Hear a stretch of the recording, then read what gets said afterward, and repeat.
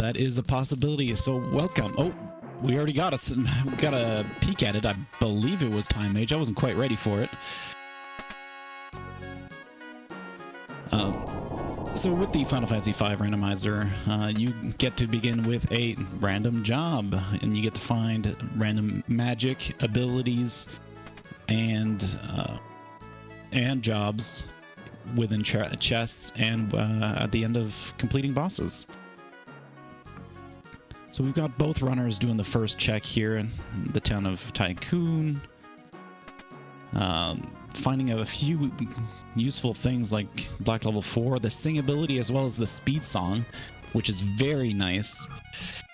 We're about to see our first hint here. Oh, no, perhaps not. No, okay, changed their mind. Decided to go and check the rest of the loot. Karnak holds the Hear You Call. That means if Hear You Call is required, they will need to go... Oh yeah, there it is. It is confirmed. We've got Time Mage on Garlyle's side.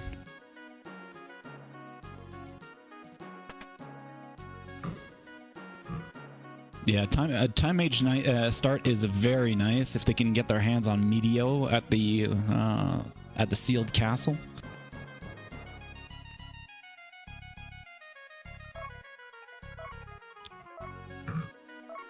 Yeah, Meteo and sealed, please. That would definitely make quick work of this place. So we've got Freddeh. We got Garlyle heading over to the pirate cave, taking the few free chests in here. I believe there's 6 items you can get in here.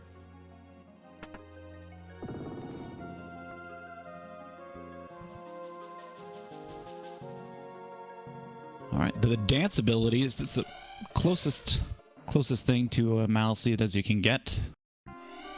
Dance ability very powerful if you got the chicken knife and the appropriate equipment to not guaranteed, to give you a 50% chance of getting a sword to dance.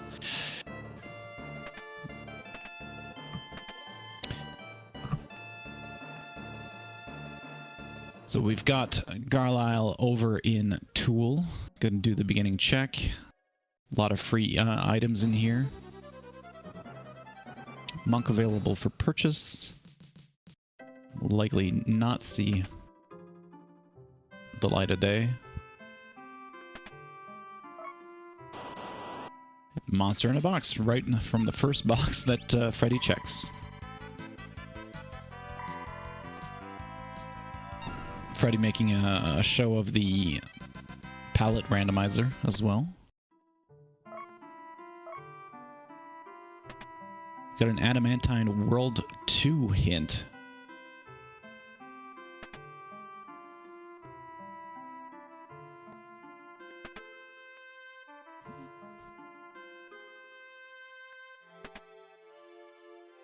Yeah, we did see so I may have missed that while I was writing down the hint. Chemist was seen.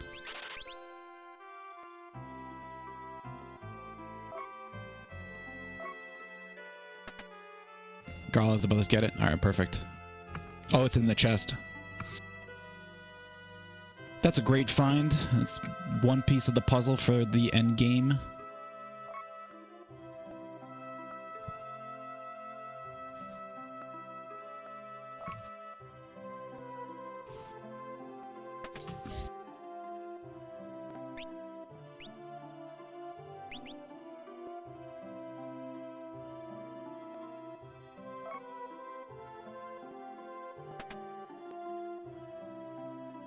All right. So we've got Garlyle heading over to Lix. Going to continue their shopping there.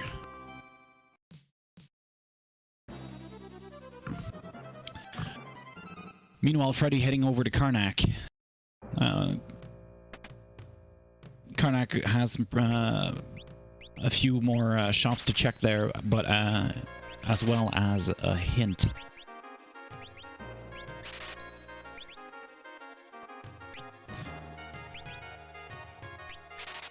Got Ninja, Hunter, and Dancer available in Lix. It's quite a few options. Depending on what gear they may find inside the sealed castle, they may come back to pick up a few of those jobs.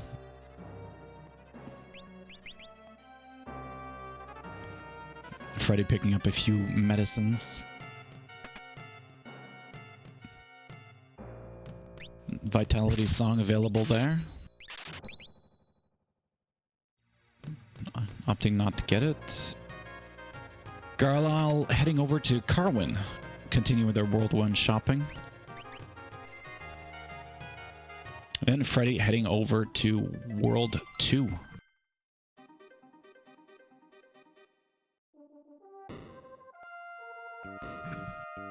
North Mountain, a path to the void. This could mean either North Mountain on World 1 or World 2. Fortunately, there's no real way to know until you visit.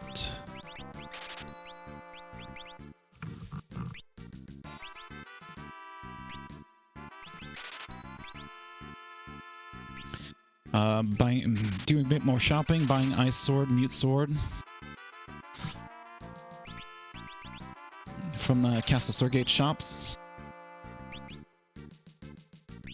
White Mage available for sale from World 2 magic shops. And a haste for Garlyle.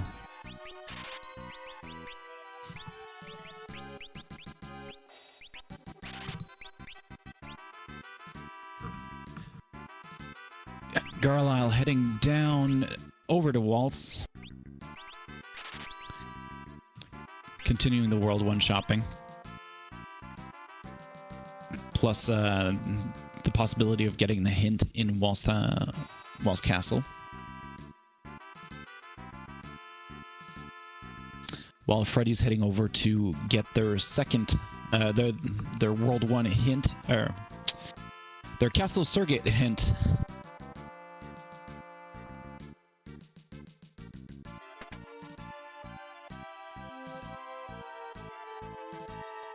All right. Fourth tablet is in World 1. That's pretty good hint. Okay, Condemned Blue Magic. Now Garlyle picking up a few Mating's Kisses, High Potions.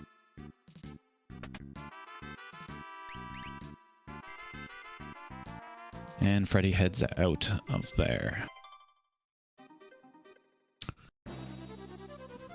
Heading over to Mua next. On Freddie's side, Garlyle heading over to get the hint in Castle Waltz. Tower areas hold no keys of value.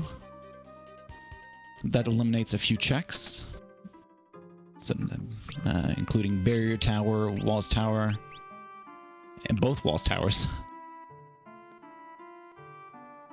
as well as Fork Tower. Oh, sorry, not both Walls Towers. Only the above ground one. No Fork is the important one. Maneater obtained for Freddeh.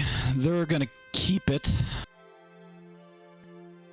Yeah, Sunken Waltz is still in play. Yeah, that was my mistake.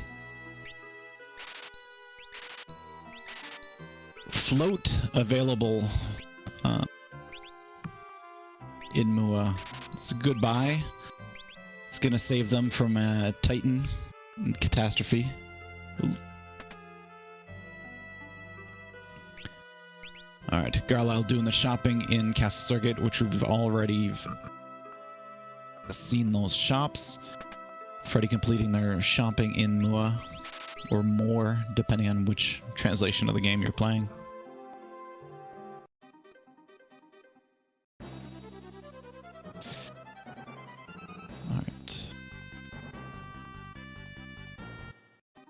So we got Freddeh heading over to Kelb. All right, I wasn't sure. Gonna get an item from one of these wolves out here. Let's guard off Blue Magic. We get the hint of Kelb. Hiryu Valley is on the path to the void.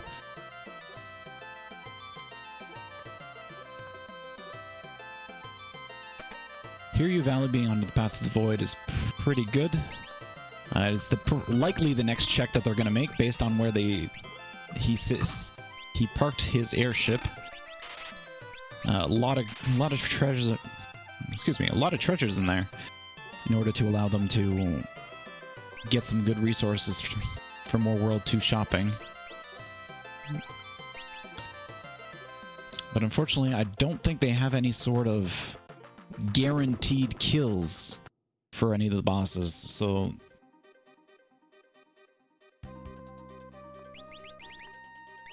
Oh, getting a warp shard. Not going to go and loot the Hiryu Valley.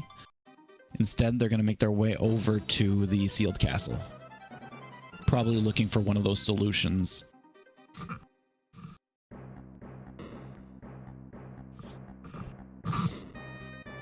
Garlyle picking up the last treasure in Castle Circuit before heading out.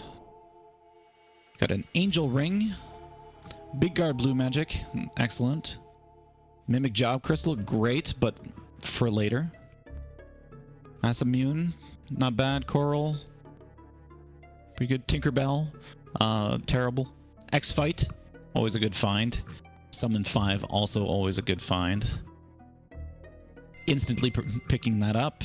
Holy Lance. Apollo's Harp. Livia. To go with that summon 5. Unfortunately, will not have enough mana to cast it. And the Freelancer Job Crystal. So both Mimic and Freelancer are available from the sealed castle.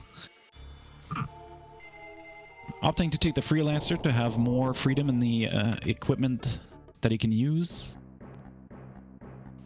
I just missed Garlyle heading over to Ruger. I did not see which hint was present there, but Garlyle doing the same thing. I guess we'll get to see on Freddie's side now. We'll get a do-over. We'll see which items Garlyle chooses to take. Thief and Red Mage available in the shops.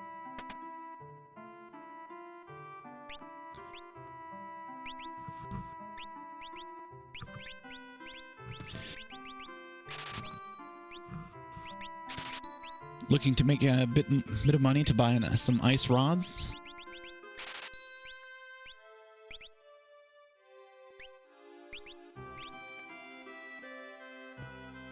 Alright, Garlyle taking the Freelancer. Any barriers in World 2? Yeah, he sold the javelins in order to purchase ice rods. Take the Masamune. The Masamune Freelancer, so he'll be able to use that sword right away. With X-Fight? No. Summon 5.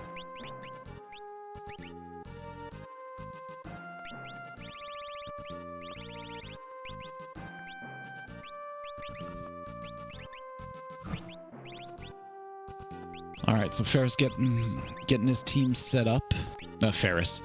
Freddie getting his team set up.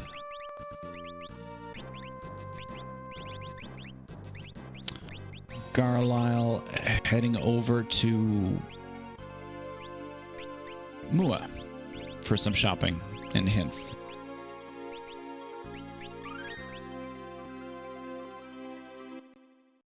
Alright, so we're heading over to the Wind Shrine, getting black level 1 ability from the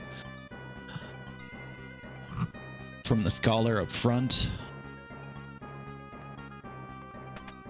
And a bit of spending money.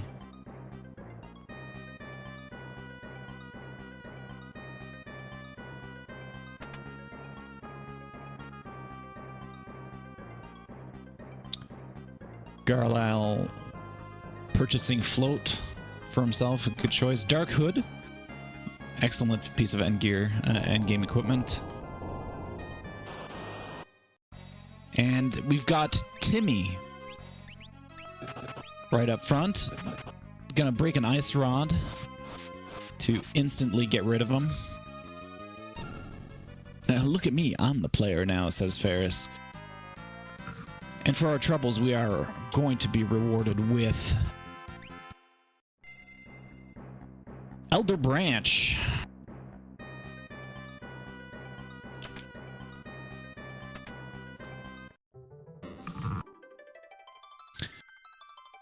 So Garlyle going right in the picking game, getting the dark suit.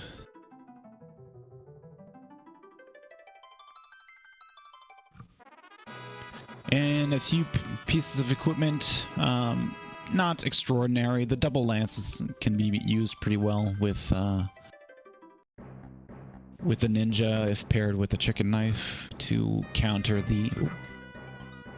We're gonna make sure to turn off our phones to silent mode. My apologies.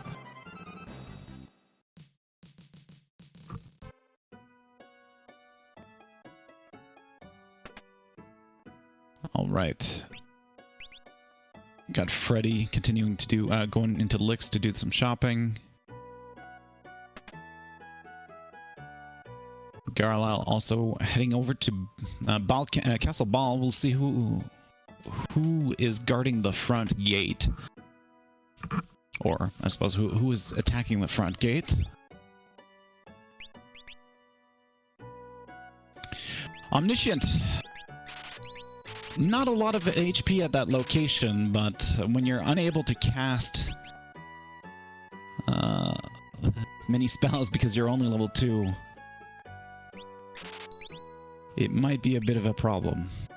So Garlyle heading over to Kelb to do some shopping, while Freddeh finalizes the shopping on that end.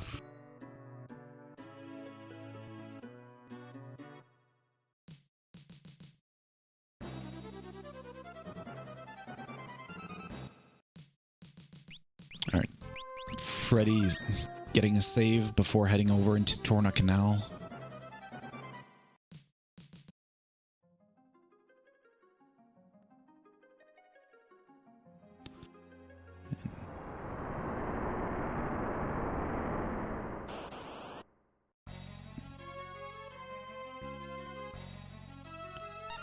Alright, we've got the cannon, the soul cannon, on top of a different kind of ship this time.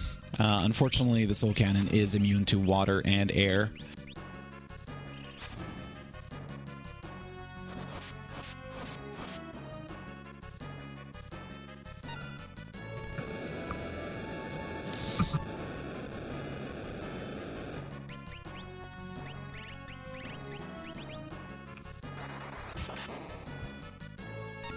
Yep, for the cannon, you do want to use lightning attacks if you can. All right, Garlyle looting the the Hiryu Valley. No fishies.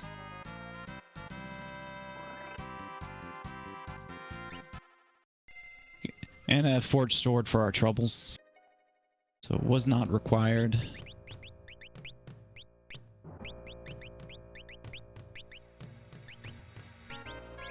Alright, switching butts over to a ninja, as well as Ferris. Yeah, as well as Ferris.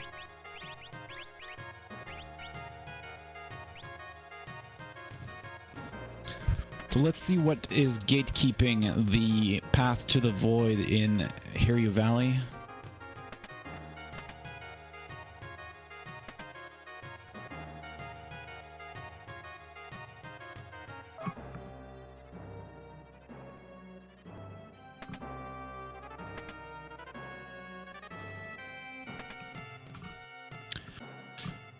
Atmos, not necessarily the worst opponent, but it may have to wait. That is close to 1200. Yeah, it is. It's 12,000 HP at that location.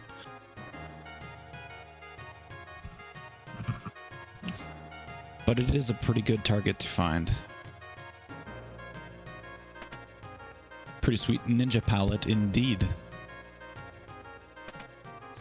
A double grip mithril hammer.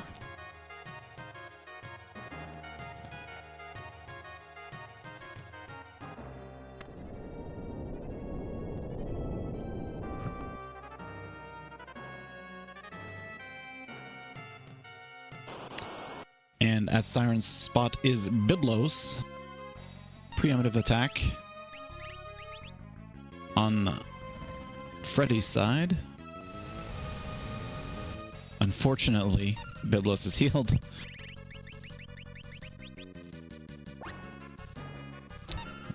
With Leviathan, but a Throne Forged Sword does quick work of it.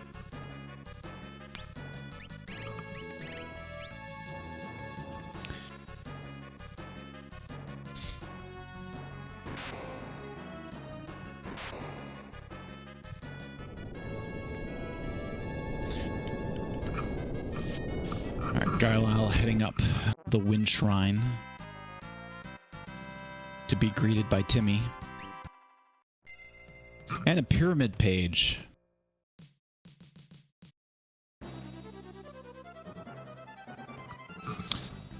From the ship graveyard.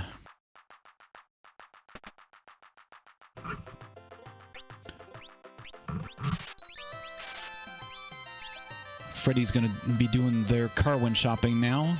I expect they will make their way over to North Mountain next to follow that hint. Oof, Galuf taking a hit from Timmy. Garlyle opting to...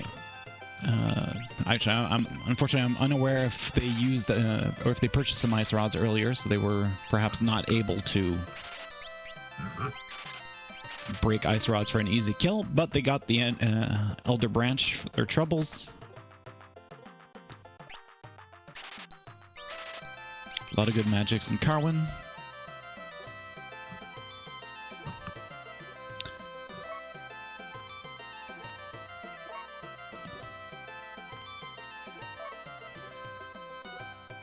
All right. So, as expected, Freddie heading over directly to North Mountain. 2 items in this location.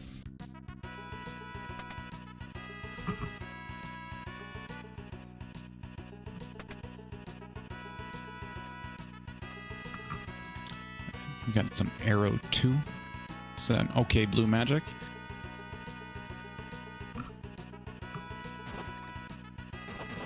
Opting to just plow through those plants and using a tent to heal it up. Yeah.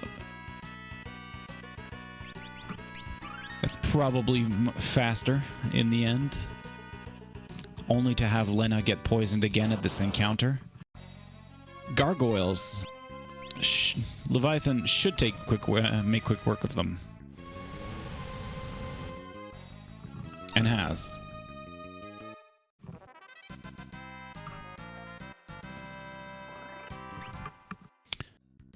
And we've got the 4th tablet.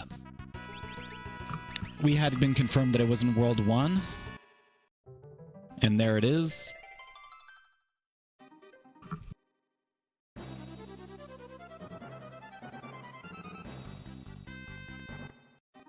Freddie making his way over to Castle Ball.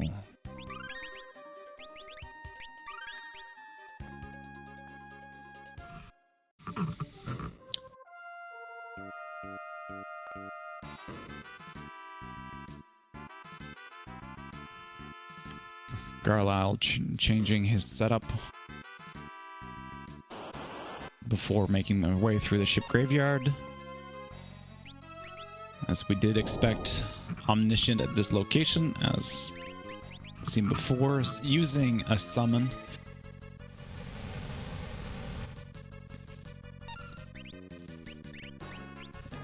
Agility, Evasion, Galuf.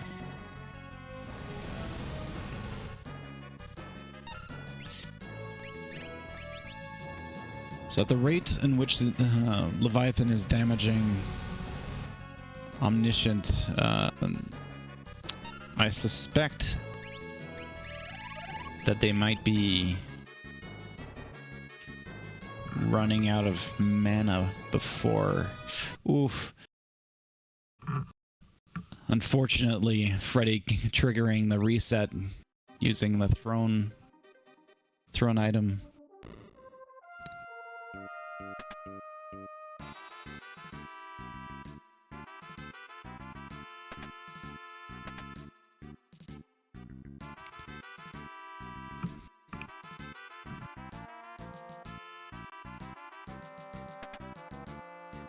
All right, Garlyle. Switching up some equipment or some abilities once more.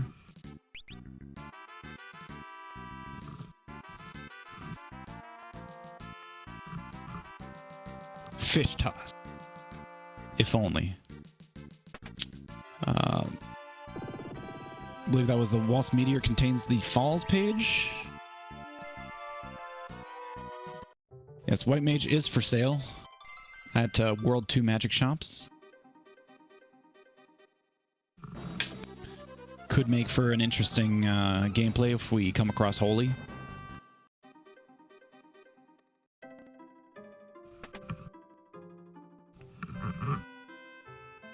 Karnak Meteor is on the path to the void. That's a good find.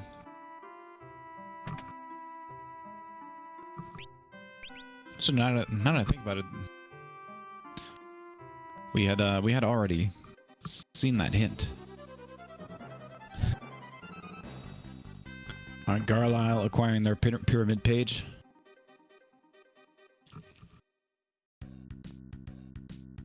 A hunter as well has been seen for sale.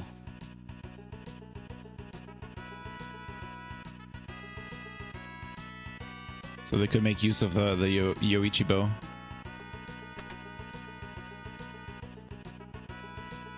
Garlyle taking a moment to figure out their next step.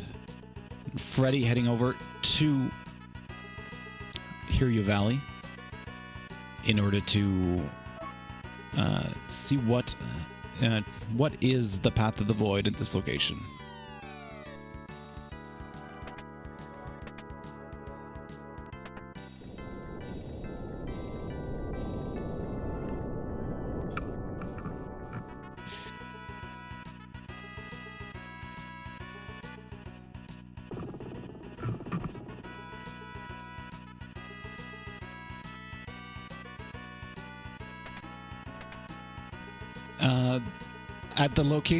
At that location, Atmos, I believe, can. Garlyle heading over to Waltz Meteor for Carbuncle. We've already had a check at that location. That was Atmos. So, if Freddie's lucky, he's going to lose only one person there. And we'll be able to just bully Atmos.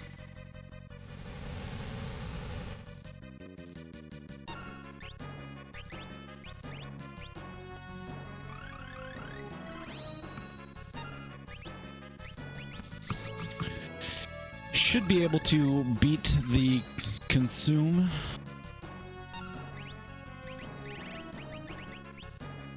Yoichi and Artemis at the same shop.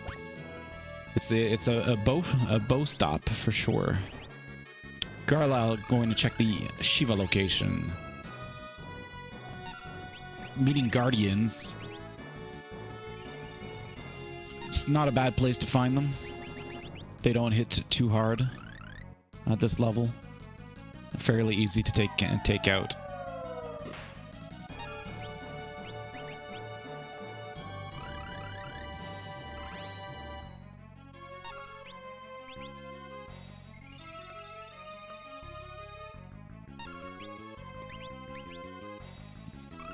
Alright, Garlyle making quick work of those Guardians.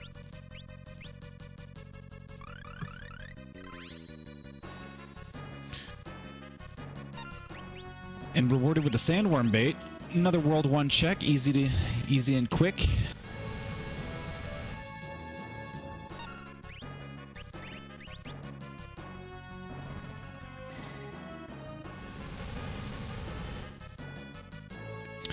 Yes. Everything is available for purchase for Windfox to make his patented Berserkers.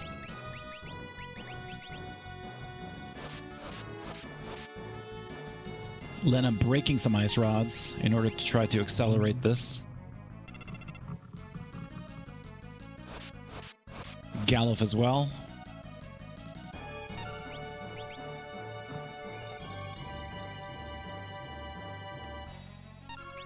Garlyle heading over to the Karnak meteor.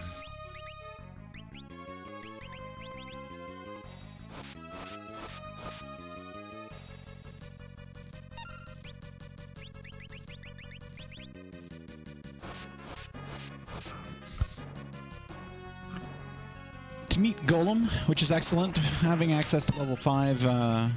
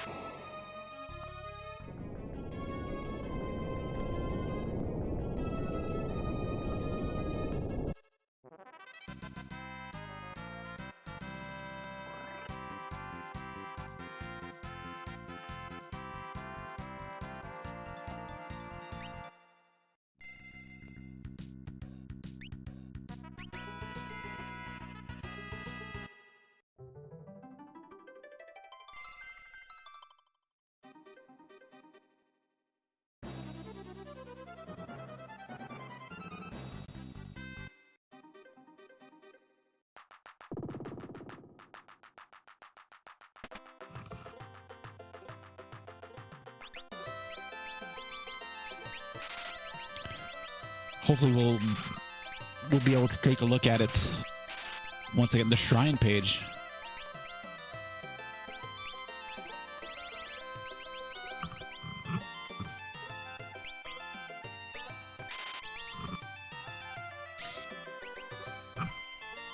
All right.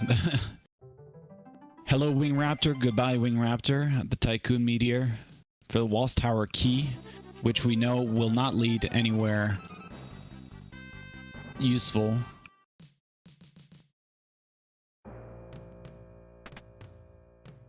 Solitary Island is on path.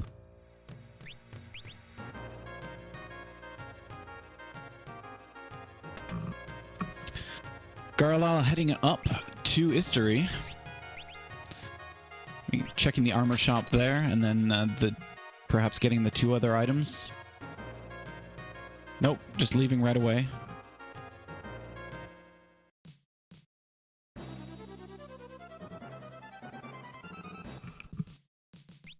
All right, Freddeh heading over to the Karnak meteor now to follow their path of the void hint.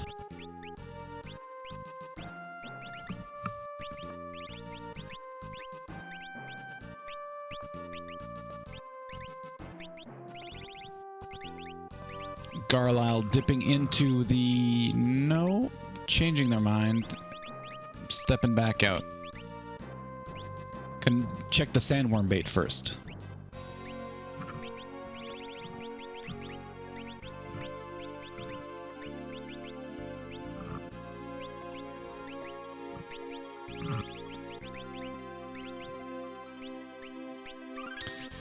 Gilgamesh won at that location, and it's over as soon as it happened.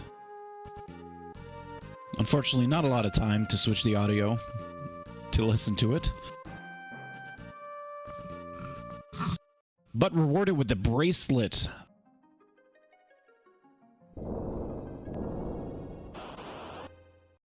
So they now technically have access to... They'll have an easier access to the World 3. Well, not a long chain in order to follow.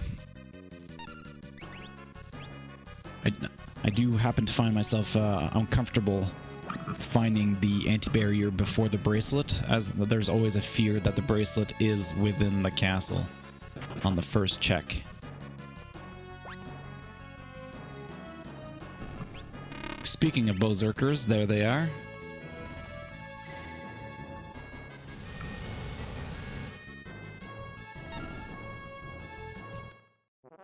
We're gonna get a catapult check from Garlyle.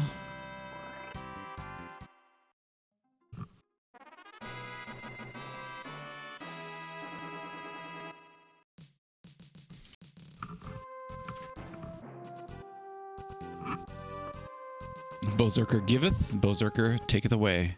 Golem is dead. That is an unfortunate turn of event for him.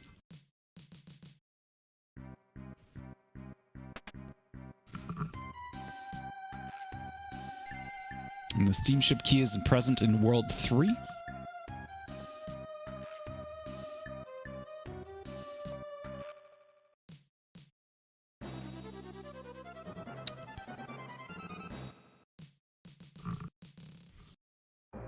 All right, both are runners now into catapult.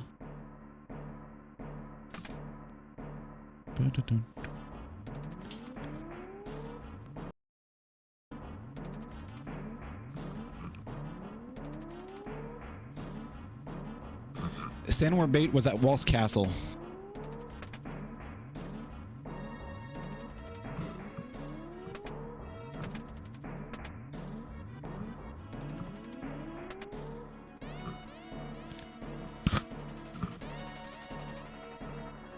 Well, we did get a hint about Karnak earlier, did we not?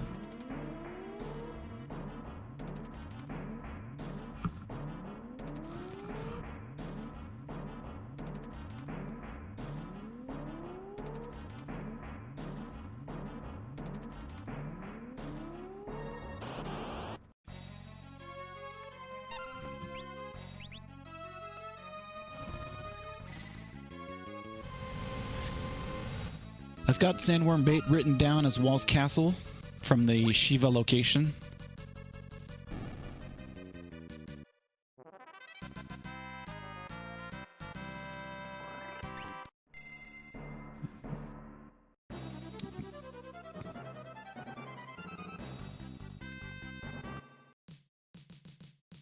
That sounds about right.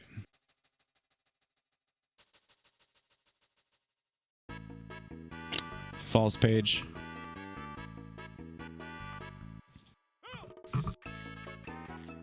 That would be one heck of a chain if steamship is actually in the shrine. Using the black chocobo, gracing us with some beautiful music.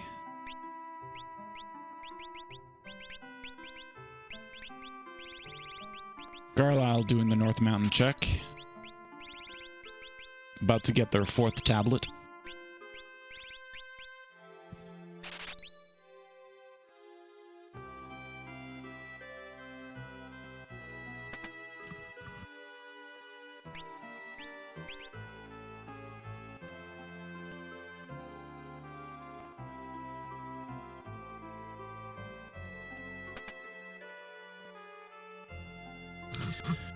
Fighting those gargoyles.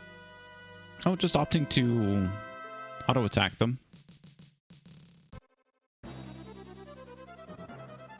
Instead of using their summon.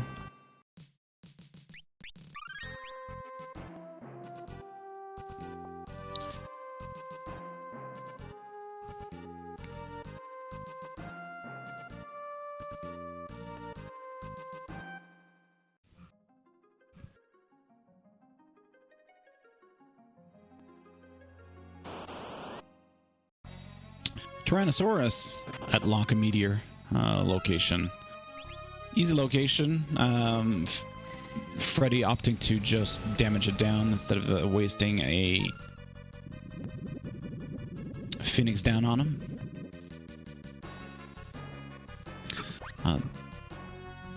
Though I will be right back, unfortunately.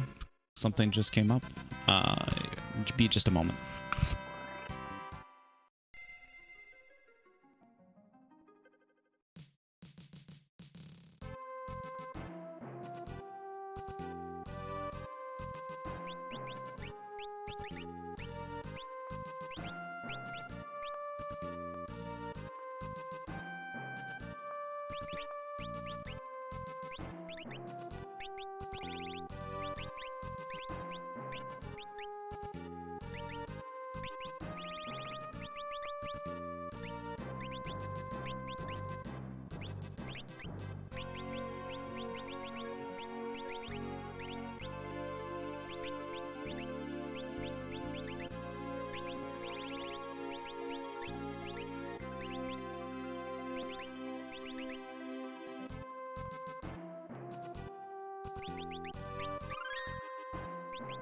My apologies for that.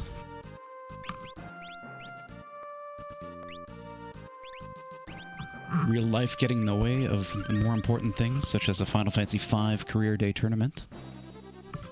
I missed it all. What did I miss? What I did miss is Freddeh heading over to the Tycoon Meteor.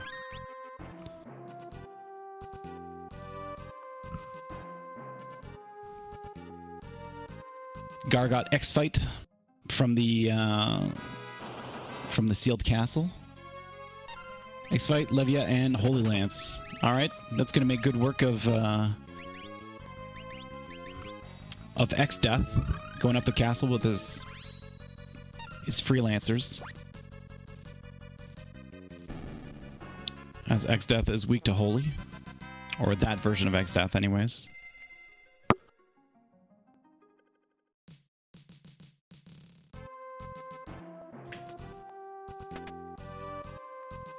Yeah, Freelancer, Vaughn.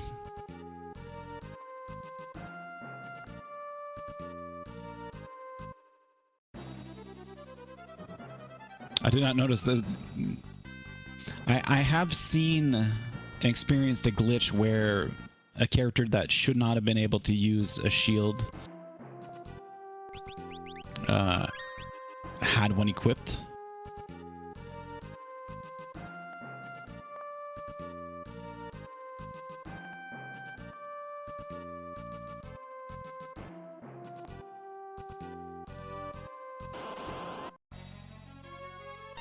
Alright, Freddeh fighting Carbuncle.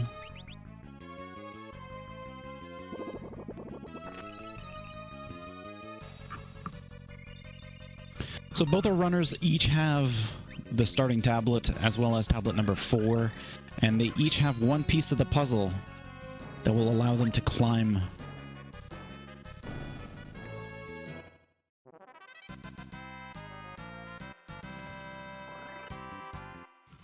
And Falls Page from the Tycoon Meteor. Sorry, the Waltz Meteor.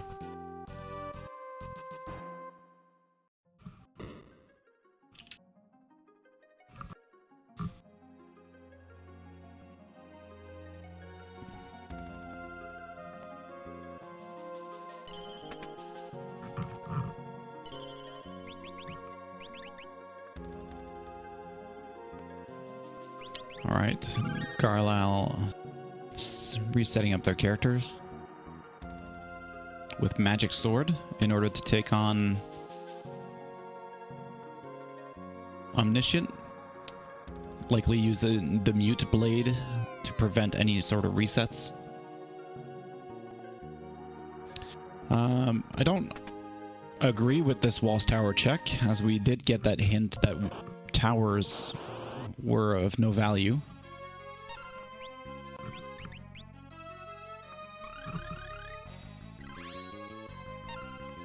And I find that the equipment isn't particularly isn't spectacular at the location.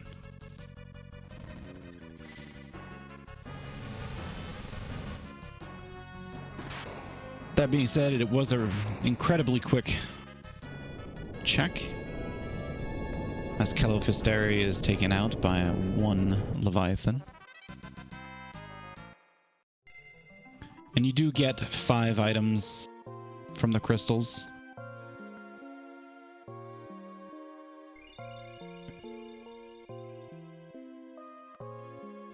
Finding throw ability, mithril armor, the catch ability could be interesting, fire rod, and conjure. Now, I believe... actually, I said I believe Leviathan might be his only summon, but I think he also has Remora.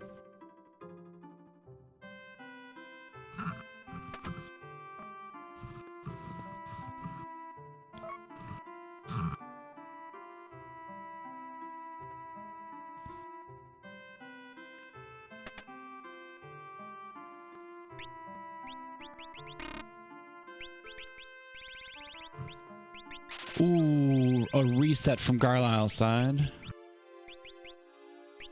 Opting to step away from that location for now.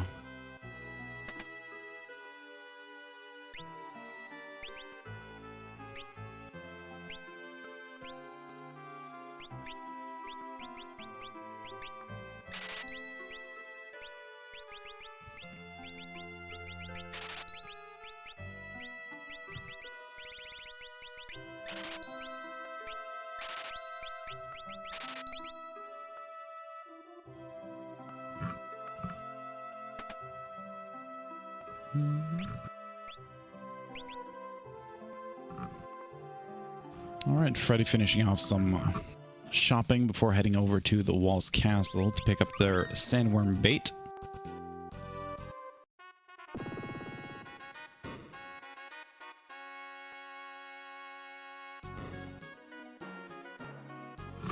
Alright, Garlyle turning to Leviathan to do some work against Omniscient. You can use summons against them, but you cannot use Conjure, as I believe Conjure triggers a reset.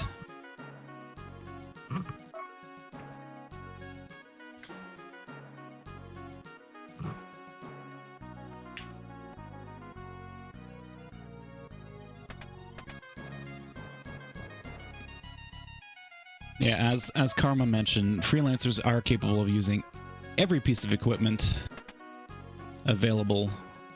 So the ability to equip that equipment is not necessarily required, but any of those equip abilities do provide some stats as well. Garlyle defeating Omniscient and getting a stealth robe for his troubles.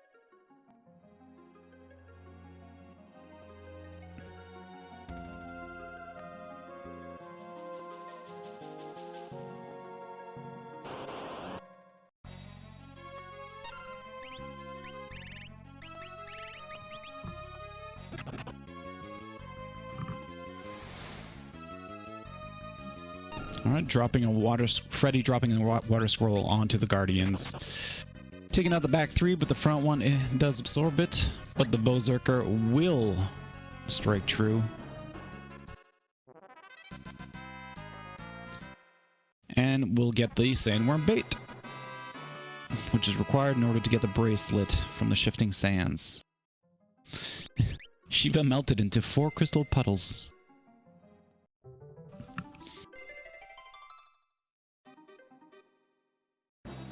Alright, we got a Moogle Waterway check from Garlyle, getting a tiara, which can be used with that dance ability they got. The Go-Go fight over there, only 5,000 HP at that location. If he was a higher level, perhaps he'd just go and attack it straight on to kill it, but unfortunately, I think at this point, he'll need to wait for the 2 to 3 minutes to expire.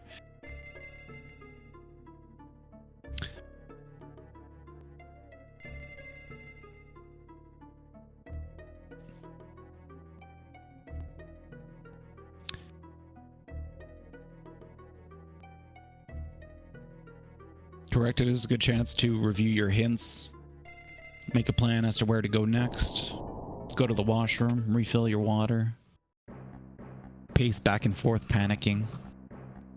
All valid options.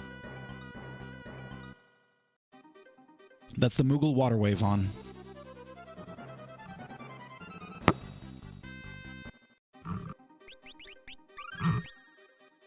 We may see them on stream at the same time, if Freddeh's fast enough.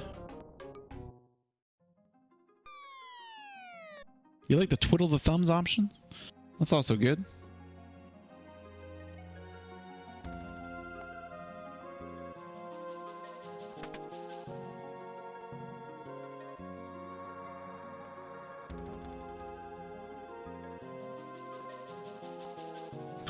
So Freddeh getting his tiara. And there we go. Double go-go's. So we got go, go, go, go on screen.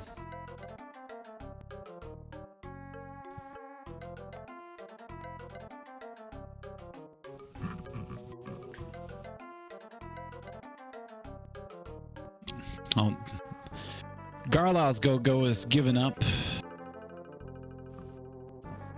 He's required elsewhere in a different dimension. Ooh! The Bow Zerker doing a lot of damage, but you do get a freebie. Or maybe not. Oh! A lucky Meteo hammering both Lena and Butts, not completely wiping your group. We'll see if Galuf is going to be able to get another turn. Unfortunately, he's going to be the only one to benefit from the 200 ABP.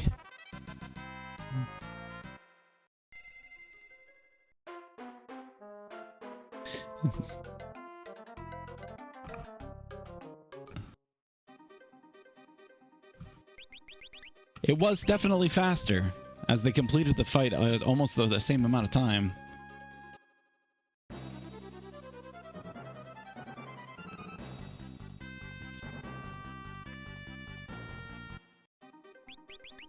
Alright, we've got Garlyle heading over to the big bridge. Listening to these amazing jams. Just a Crate Claw over there, weak against lightning.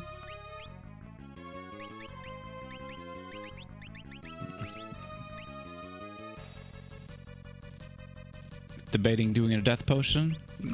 Going forward with the death potion.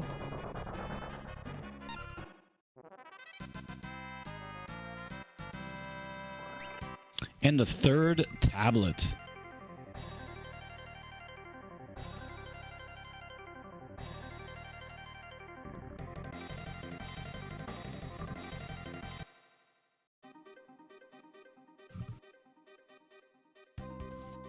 Garlyle grabbing Dancer, go with their Tiara.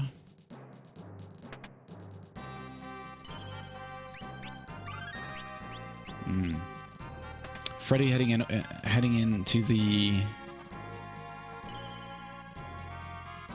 Yep, Freddeh heading into the castle to do the first check. Unfortunately, he does not know that the bracelet is not there.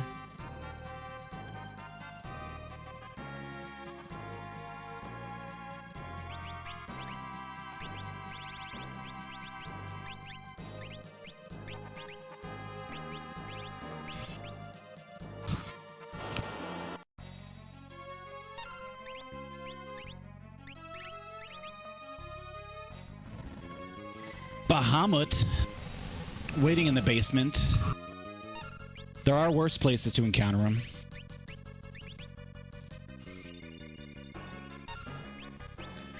Meanwhile, Shote in the library. Also worse place to encounter them.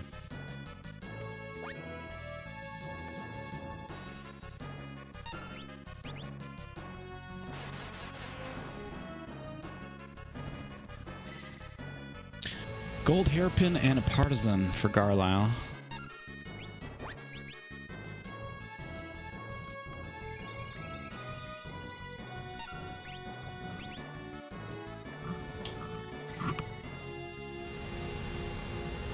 We've got the Leviathan show on Freddeh's side, defeating Bahamut and getting an anti-magic bow.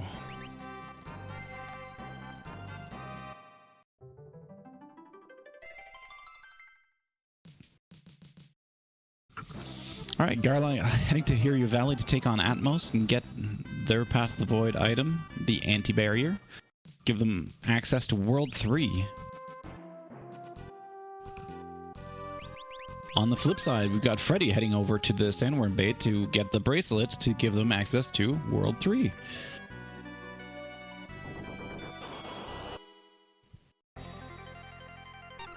We're going to get a bit of an overkill on Gilgamesh 1. With a big wave. Just because he's in the desert doesn't mean that he's weak against the water. Unlike the sandworm himself.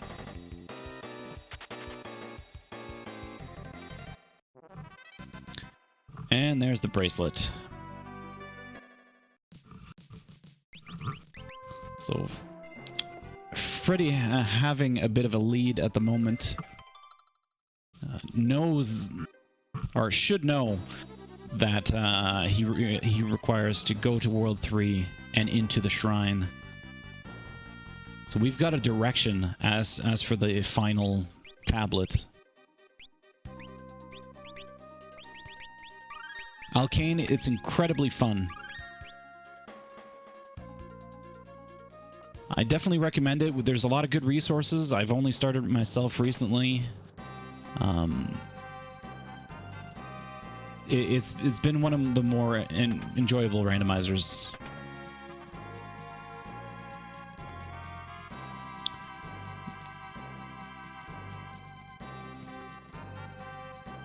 All right, Atmos going down on Garlyle's side.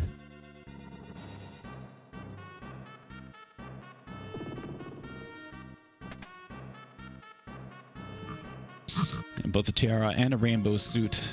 This seed was made for dancing.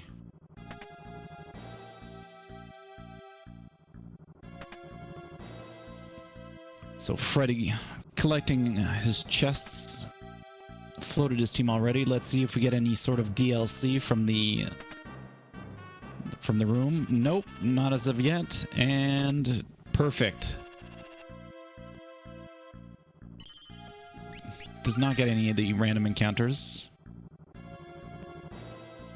Another gold hairpin from the chest here. That means 2 gold hairpins are available for the caster of Time Mage starts. It's Footloose edition. I like that.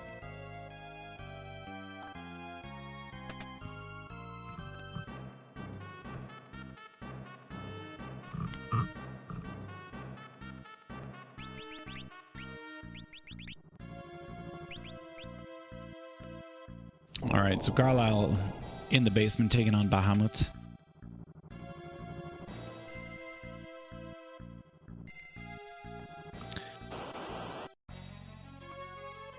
Now, knowing what we know,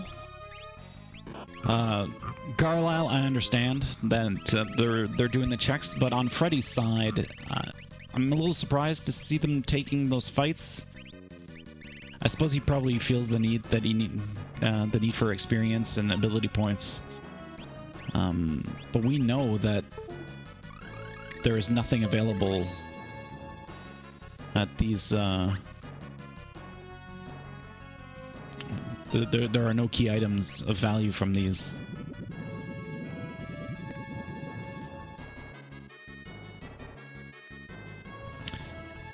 I believe Freddeh passed by the Holy Lance. That was the stream, yes.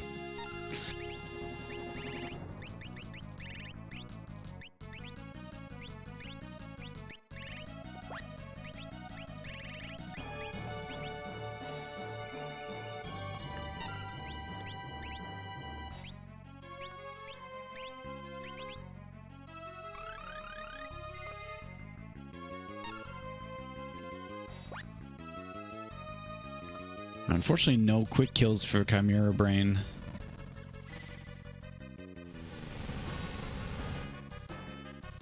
So we have to do this the old-fashioned way with a Berserker.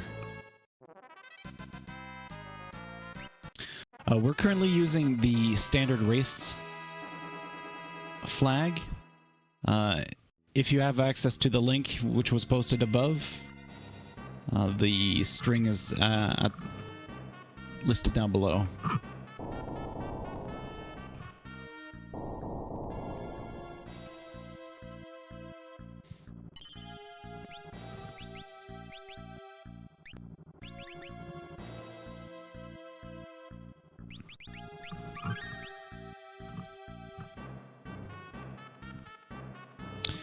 Yes, you do need to apply the string. I also did not realize that when I first started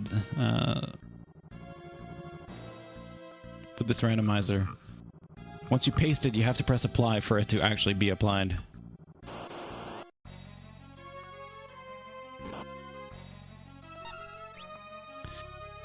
So Carlabos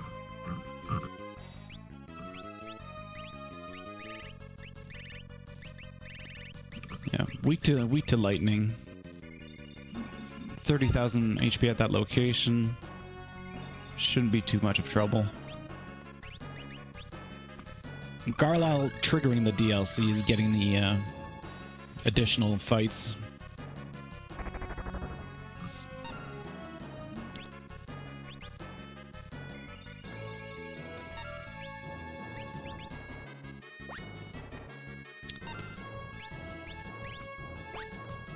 This has been a very, very good community, Alkine. If you need any help, there is a Discord. Anybody there is willing to answer. There are great tools available in order to make our lives easier.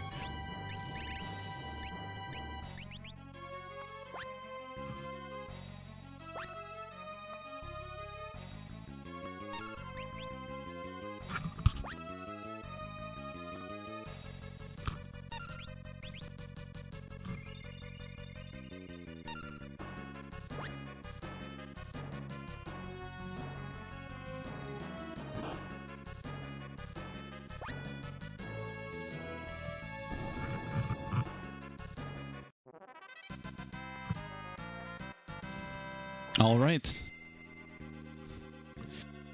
We found the adamantite from that fight. All right, so there was a bit of a question of audio quality on my end, but we seem to be okay.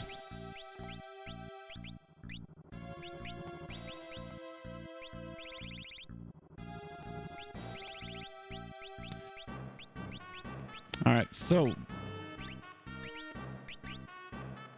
But's getting a berserk.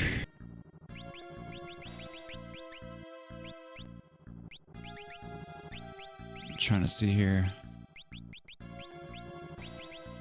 Got a time white magic on Ferris.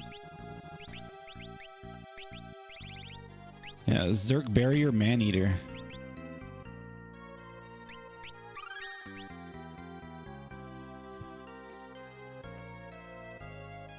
To protect against the magical damage, I suppose?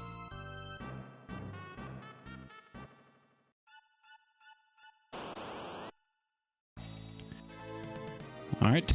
X-Death condemning Lena right off the bat.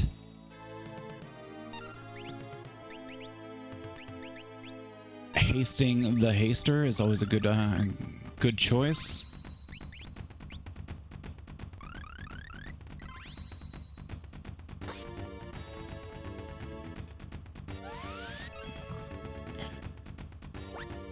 Solid hit to X-Death from the Berserker. Definitely getting his money's worth on Galluf.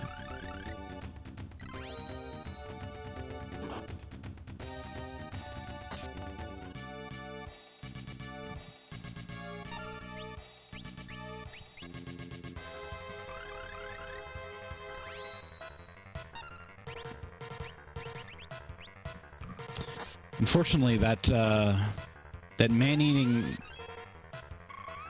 Berserker is not doing too much work. I probably would have opted for using their dance with the dance ability with the man-eater.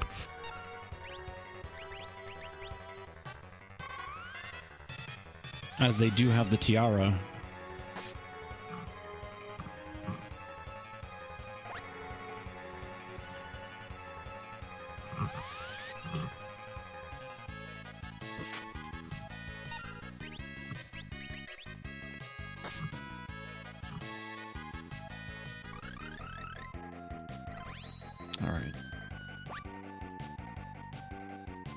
This is definitely going to be the Galluf show on Freddie's side.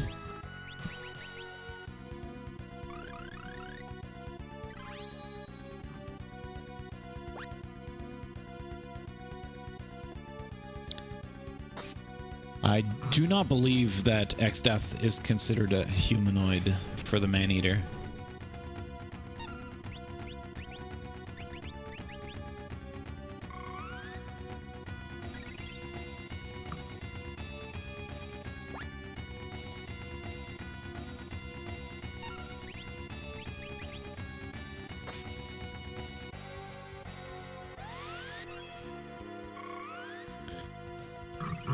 Now, unfortunately, I think I must have missed. Like, I know that the third tablet was put on the big bridge. However, I missed where the big bridge key itself was. So I'm not sure where...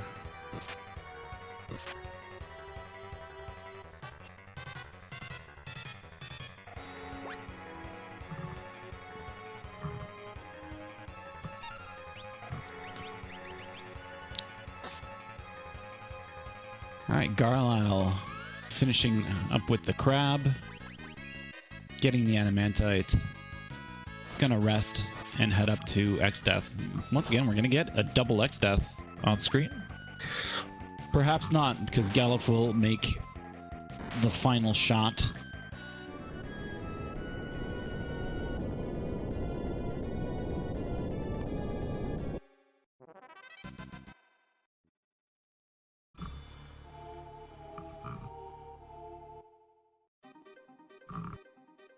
And now Freddeh has World 3 access.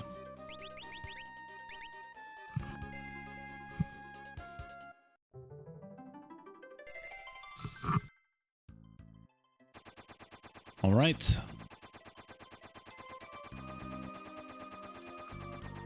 Freddeh... All right, heading over to Garlyle? Carmen, sorry. Garlyle. Sorry about that. Yeah, heading over to Carwin to get some shopping done.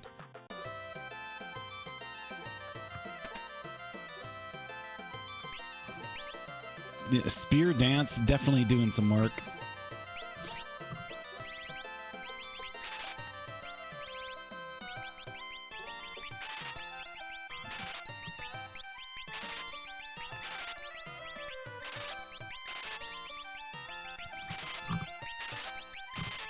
Freddeh selling off the excess gear.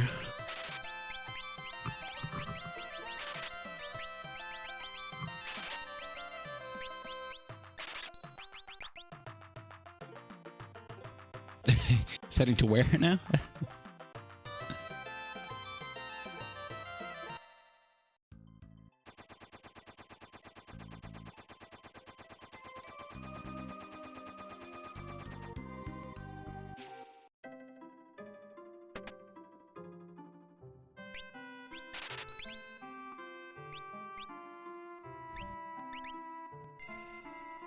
All right. So this excess down on Garlyle's side. Oh, Freddeh following the adamantite, perhaps forgetting that they've got the shrine page and that it was on the path to the void.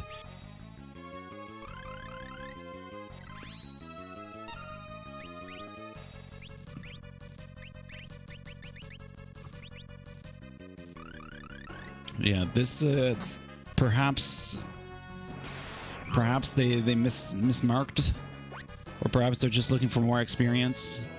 We'll see what Freddeh chooses to do after.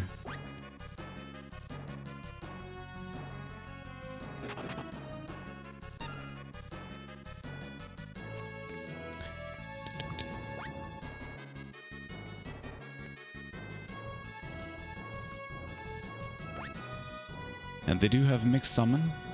As for an endgame, obviously the ideal is Giltos, but that could always be found in the void, and that's a panda down.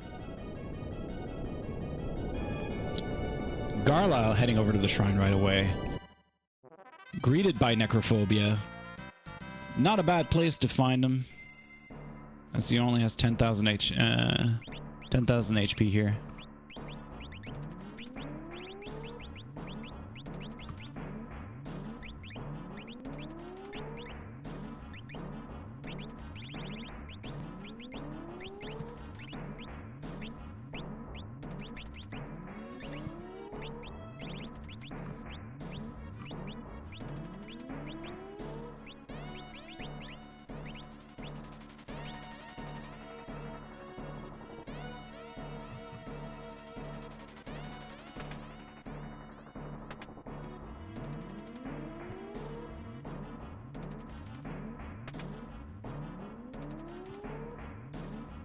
All right.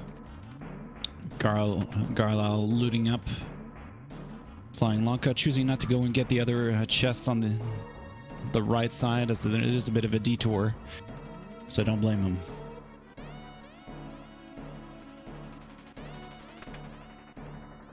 Necrophobia, slowly but surely. Barriers are going down.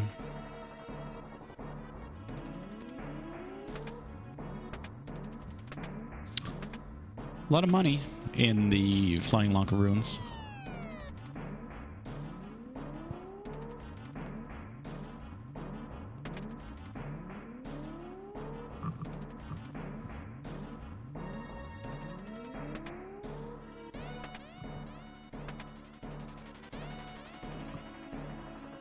Freddeh taking a save while Necrophobia's invincible barrier is down, so you can have a taste of his real power and will flash you inappropriately. But X-Fight does not care about cool glasses and will just cut right through. Neither does Dance. Neither does a big wave.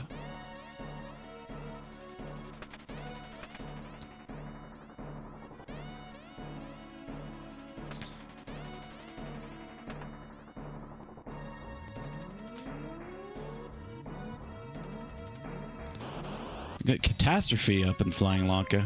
Whew. Better to see it now than later. But with Time Mages and Float, they are capable of just locking them in place.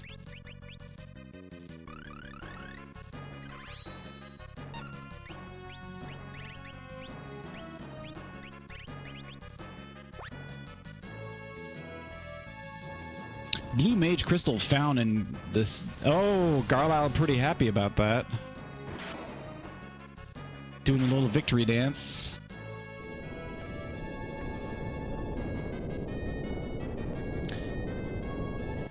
We do have another match at 8 p.m. Eastern Daylight Times between myself and Alistair.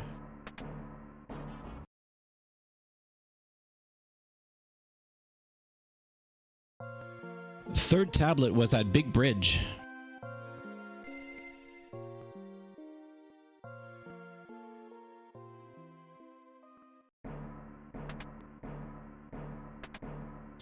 Well, I'm just glad that Alistair is here watching this race as well, so that I might not necessarily be the only one mixing this up and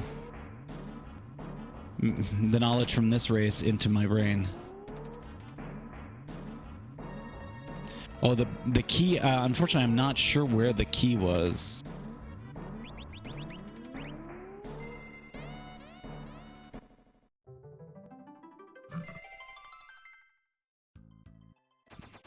Unfortunately, I missed that bit.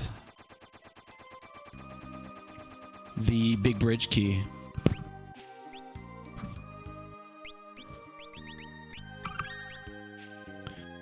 Ooh, Aegis Shield found in the Shrine.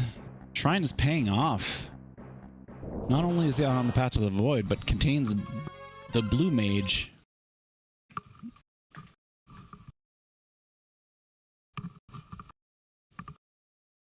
Big Bridge Key's unknown location.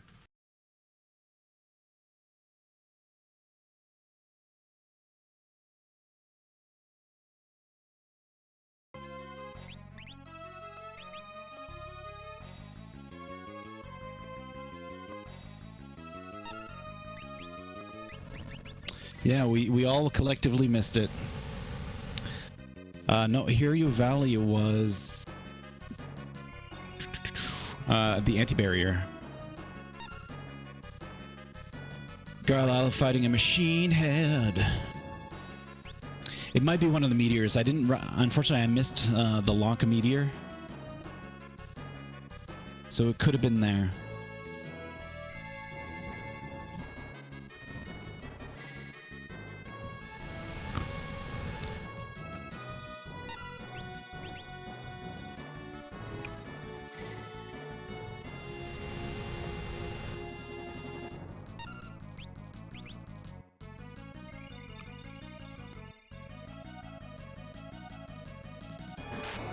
The rare Pantera.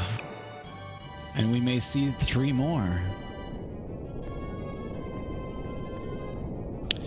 There we go. Well, now we got Freddeh heading out into the shrine, following the path to the void.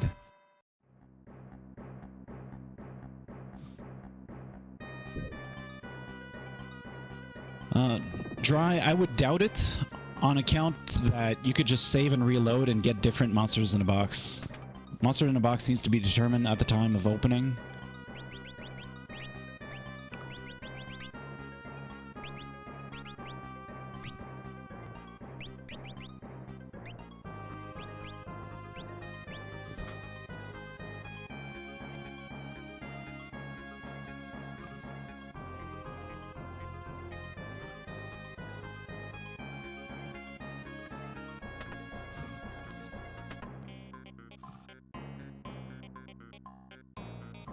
Phoenix Esper.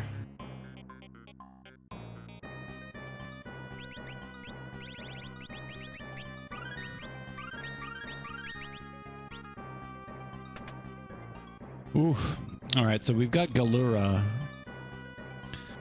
Despite the fact that being one of the beginning bosses can hit hard, though there are a lot of ways to take care of them.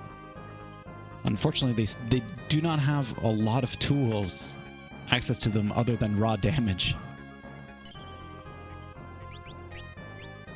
Though, they should have access to Shout, considering...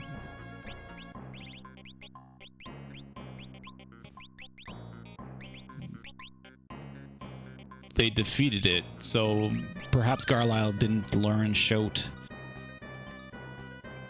Oh, well, never mind, there it is. I stand corrected. A pair of red shoes.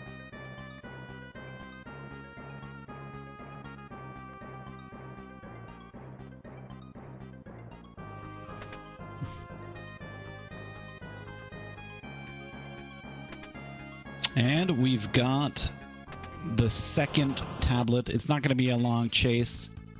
Luckily, it wasn't the submarine key.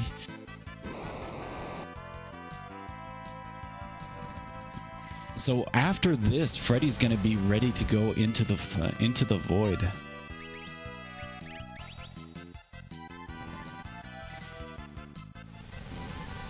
However, they're still kind of in a complicated situation where they don't have an absolute solution other than pure summons. They will have access to Mimic, however, so they could just spam Mimic summons at max level.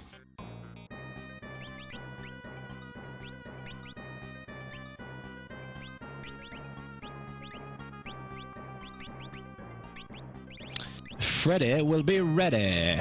Kigalas is right. I do enjoy that.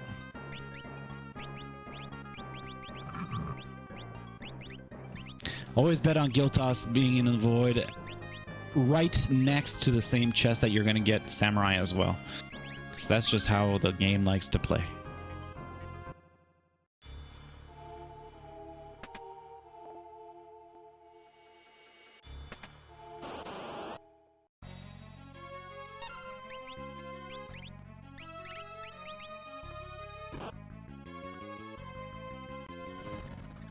Alright, now Freddie's turn to take on Pantera.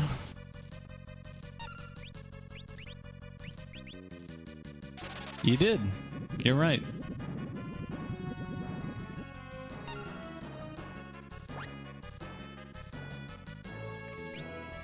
At least on first box opening.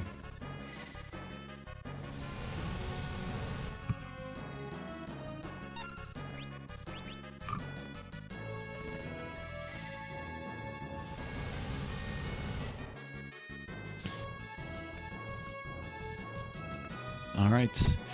Garlyle taking Boko out for a ride. Always walk your chocobos. Don't keep them cooped up in caves with pirates. Unfortunately, we know that that's not going to lead anywhere important.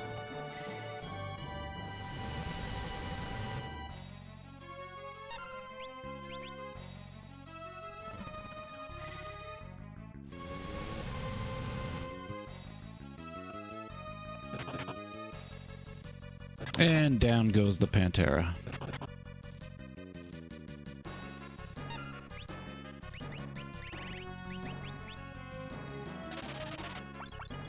This is a good place for triplets.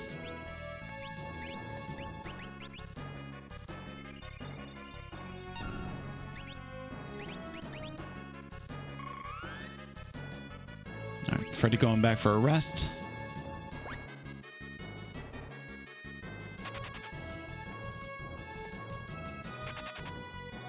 And down they go.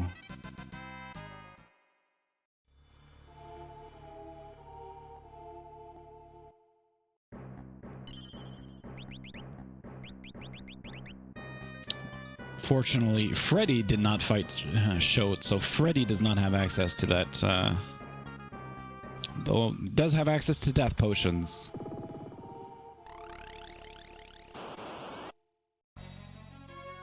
And there's the final tablet for Freddeh.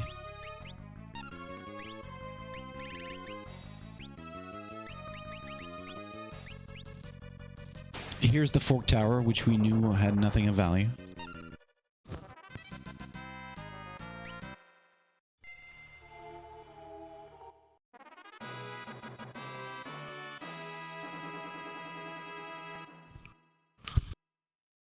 It looks like I am ahead. That is my bad.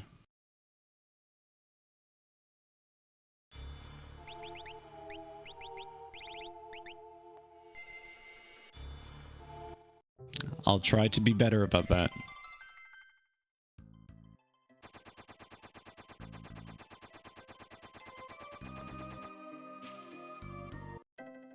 So Freddeh heading over to Tool to do some shopping. Gonna try to get enough money to be able to guild toss should he find the money available in the void. 2 ribbons available though. Ooh, opting to sell them. I suppose they have mix, so he's not too concerned about having to life shield. But with the Aegis shield and 2 ribbons, that would have been just 1 life shield required. It would have saved some time.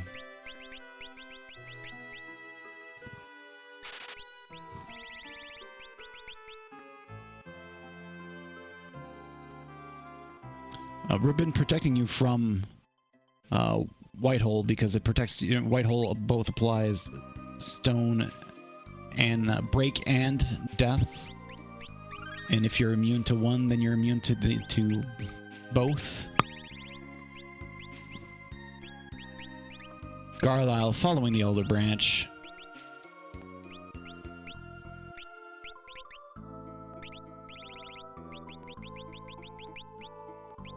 And we've got our first steps into the void, making the same mistake that I do constantly by accidentally stepping right back out as soon as you stepped in.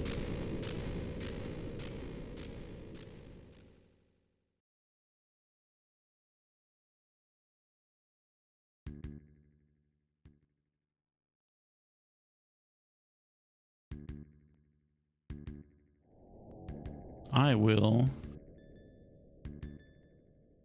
Slash is definitely nice.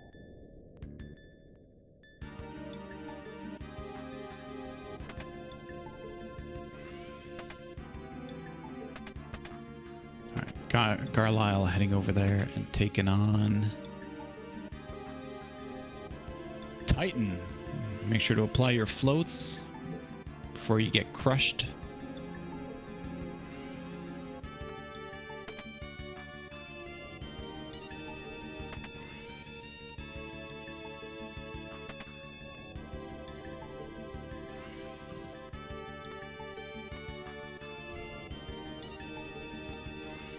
And there's Earthshaker. Unfortunately, Ferris is going to be losing her dancing feet.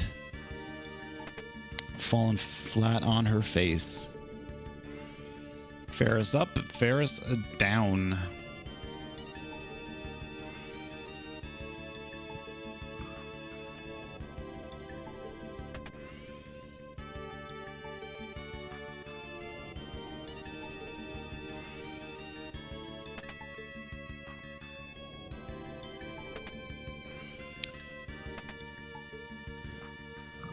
All right, so we're about to see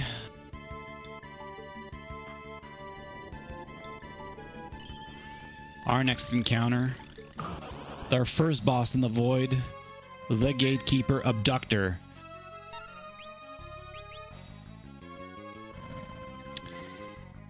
That's an easy kill if you had any sort of slash. It is not considered heavy. We do have Deathclaw, however.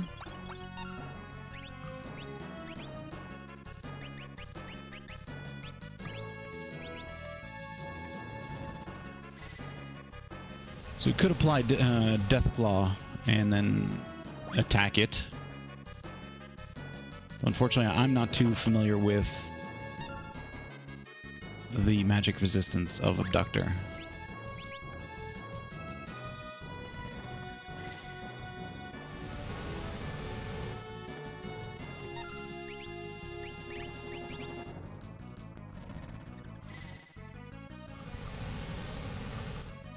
Alright. Garlyle heading into the barrier tower. Unfortunate, as we already know that there's nothing of value in towers. It seems like both our runners forgot that hint.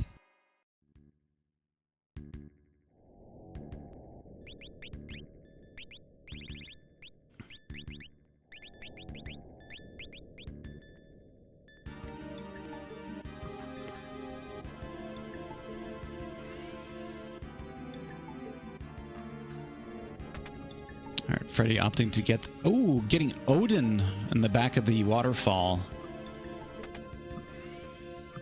That could be very helpful depending on which bosses are still expected. We still haven't seen Twintania come up. But we've seen a lot of the very troublesome bosses early on. Meaning that we may have an easy... we found Necrophobia. He was the gatekeeper of the shrine of the solitary island.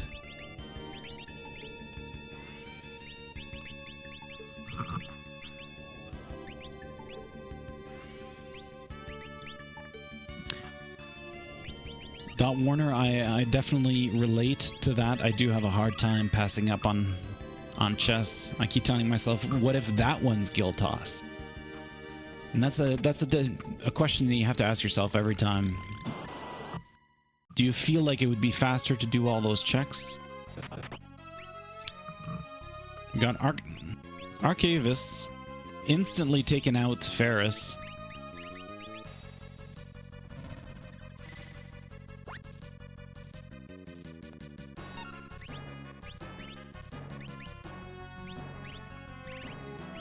Unfortunately, I'm not aware of how much HP this location has. But it does mean that it's divided by 5 for this fight.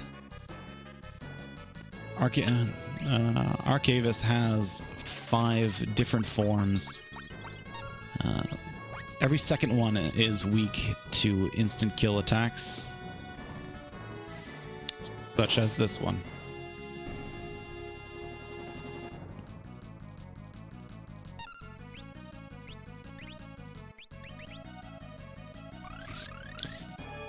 Johnny, surprisingly, in my experience, it's always Lena that happens to hit the floor, but it seems that in today's seed, Ferris is the one that is picked on. And now we're down 4...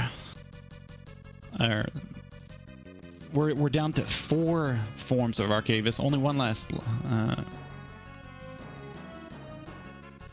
one last form left. What life force? The power of the crystals?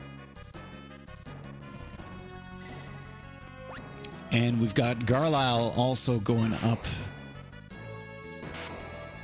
into Flying Lanka. That's understandable. Garlyle does not have a clue, a hint is what I was looking for. It does not have a hint as to where the last tablet might be. Freddeh closing the book back up to go back and rest and save.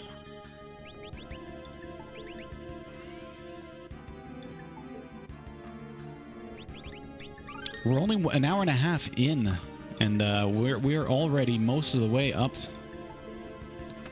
Our 2 bosses into the void. 4 bosses left to go.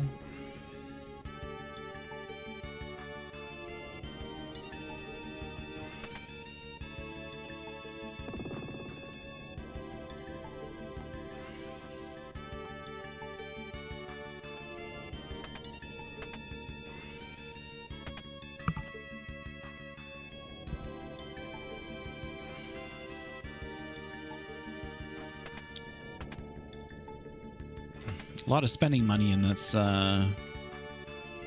void, as usual.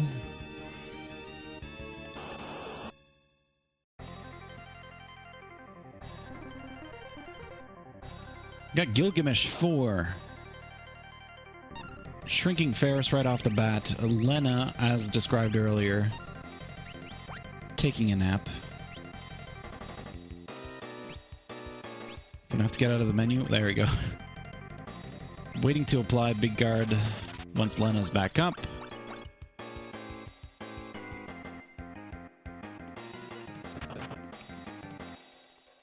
Oof, Ferris taking a big hit from Gilgamesh 4 anyways.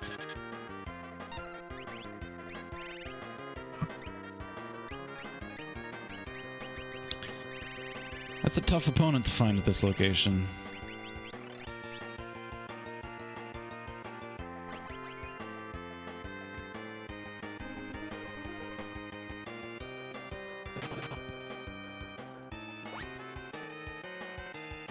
Garlyle finishing up the loot. So, let's see, this is our 4th time, huh? Pretty sure it's actually only our 2nd time this seed. But at least it makes him kind of happy. Yeah, Greg 4 does seem to be pretty rude here.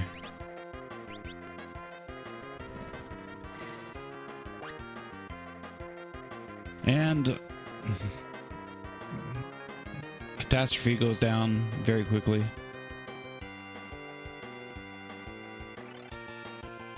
Why, yes, Duct Tape Mouth.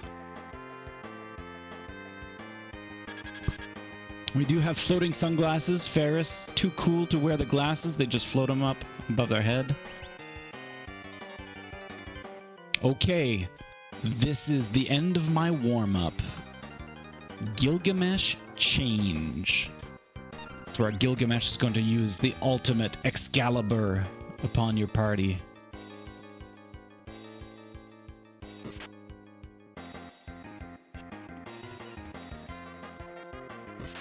It's morphin' time.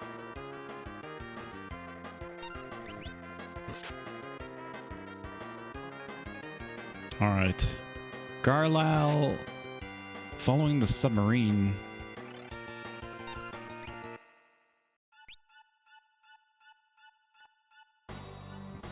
Hoping to get some hints from the trench.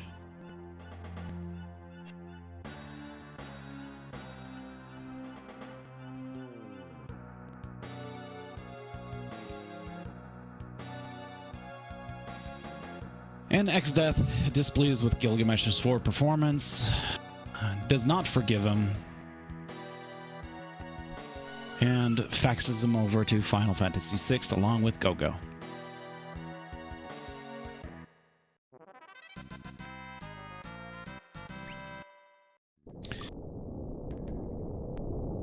Alright, here you plant, gatekeeping the trench. Should be an easy fight for Garlyle.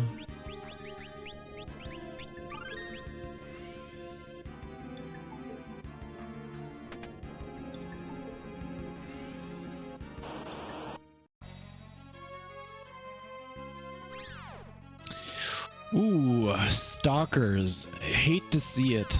at any time.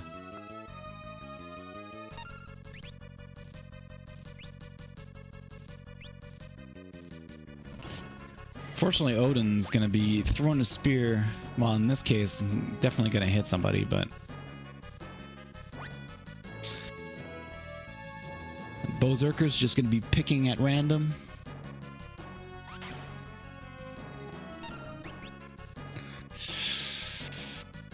Gotta say, this is going to be a difficult fight for Freddeh with that setup.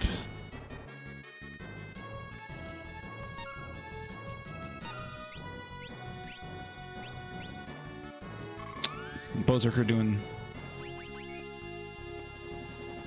I did say that I didn't think there was anything too bad. I stand corrected. I definitely know when I'm wrong. That's usually often.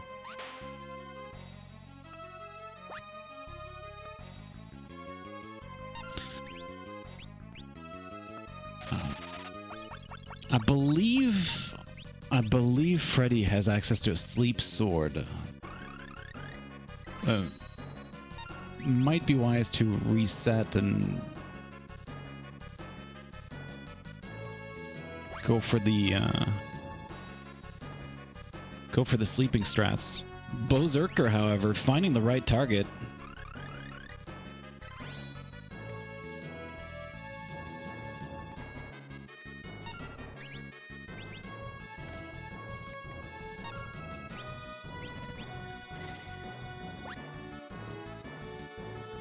Garlyle steps over the hot lava, checking the hints.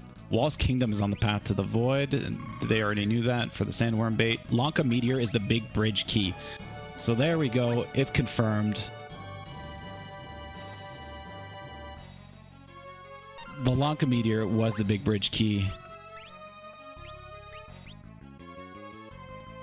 Unfortunately, that doesn't tell him that it's on the path to the void.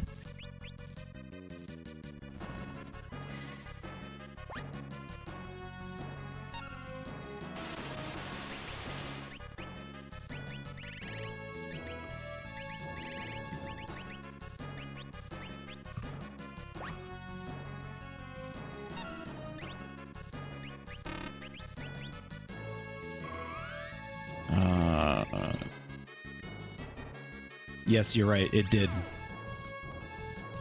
There we go. Garlyle remembering that hint. Heading over to get the big bridge key.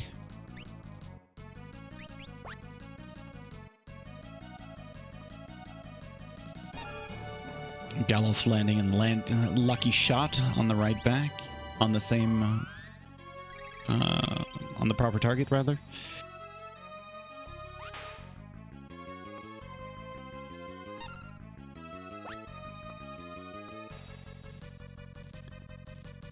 Garlyle using Phoenix down, bringing that dinosaur back to life for the big bridge key.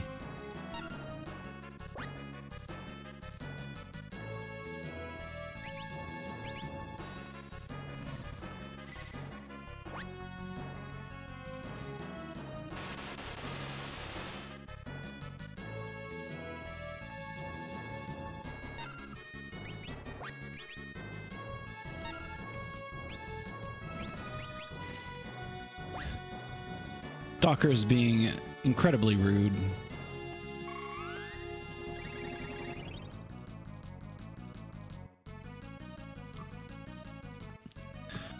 Garlyle got a hint that the big bridge key was in Lanka Meteor.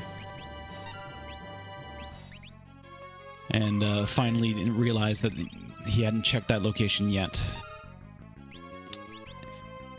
Followed the big bridge key, got his third tablet. He is now in go mode. He's going to be heading in and over into the void. But Stalker is giving Freddeh the business as his hardest hitting attacker.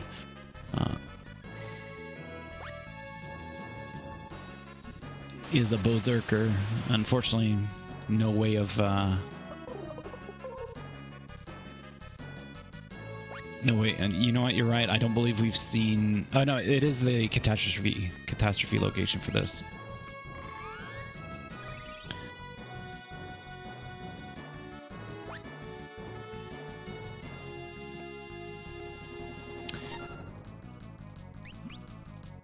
Alright, so Garlyle doing some shopping. Gonna try to get their money up above 150. Just to have some spending money in the event that Giltos does make an appearance.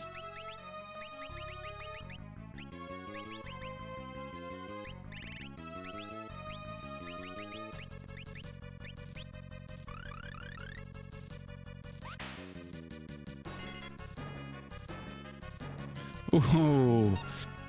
Ferris hoping to wake up Lena, uses a whip and then instantly paralyzes her.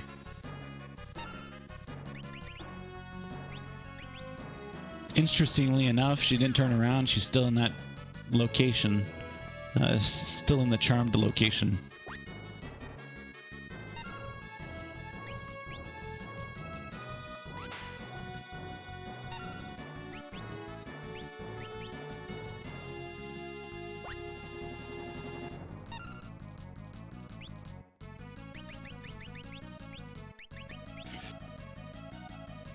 High potion used on Ferris to keep her alive.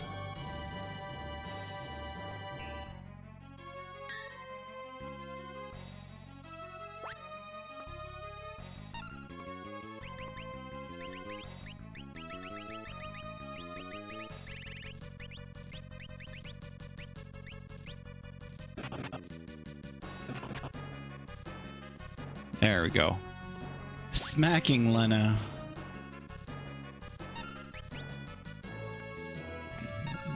Some sense back into Lena as Garlyle finds the flare sword magic in the void, making their way up, looting all the chests, hoping for Giltos.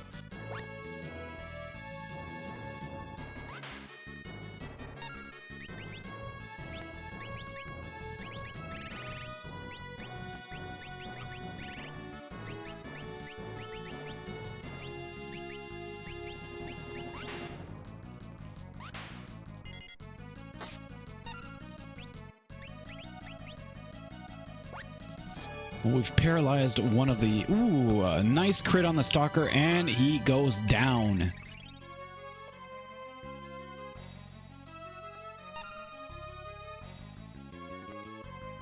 You just have to make his shadows realize that they're down. And there they go. And we've learned Mind Blast. That'll be useful against Neo Exdeath.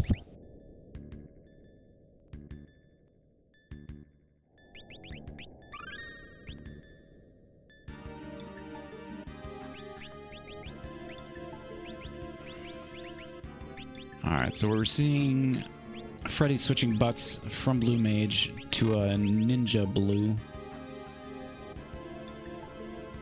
for the ability to throw. In the event that we see Minotauros.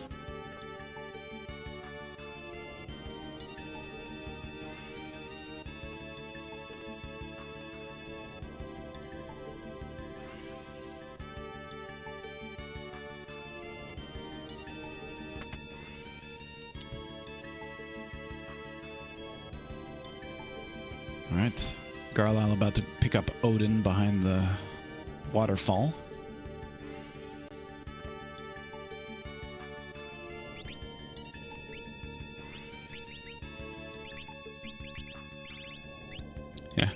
Abductor falling down very quickly to Shote.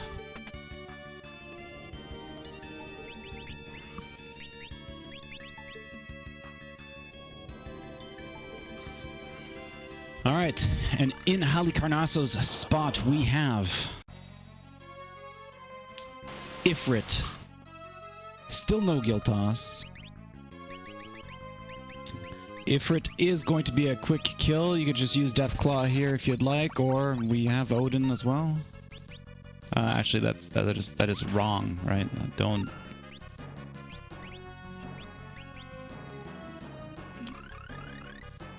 Not Odin. Odin will not work. Neither will Deathclaw. Do not listen to this caster.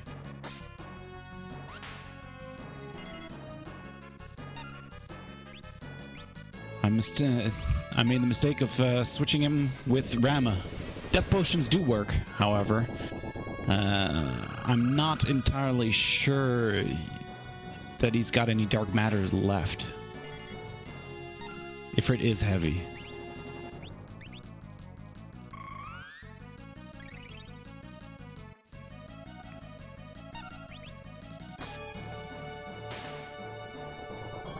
Hey, Assassin Dagger doing some work.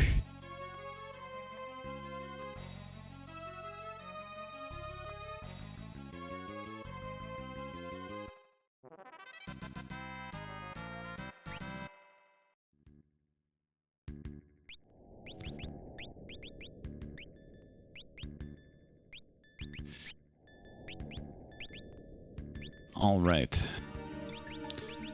Freddie's setting up. Back on blue. Blue mix.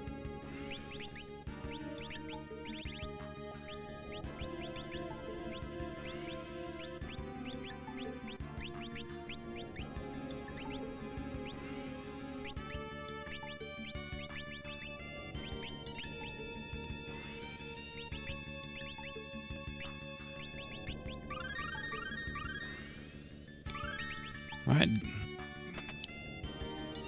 Oh. All right. Freddie feeling pretty brave. Going straight for the last boss. Minotauros right there. Probably regrets not keeping throw. Oh, never mind. There it is.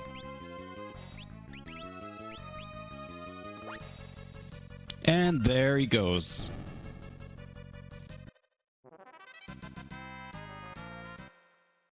So Minotauros prevents you from casting any sort of magic spells against them. However, throwing the Assassin Dagger at him is a guaranteed kill. I did.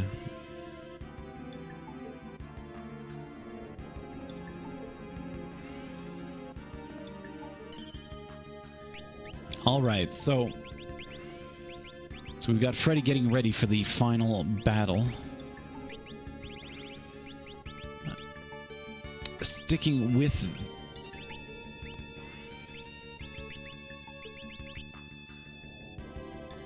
unfortunately does not have Break Blade. Will not be doing much work with the magic sword.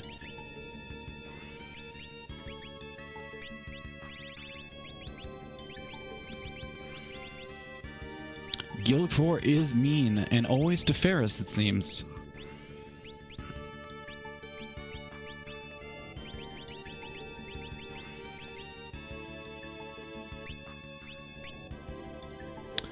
We've got Sing. It's going to verify which songs that he's got. Power and Speed. Speed is okay. I believe Power... Oh no, I was mistaking that for the Power Potion.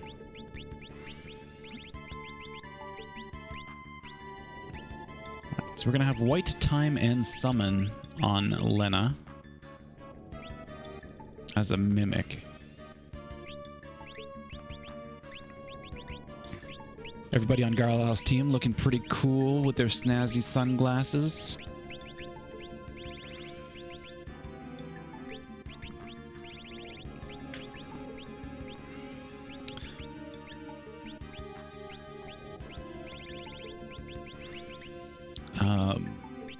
Unfortunately, Freddie does not have Golem because his Berserker killed him.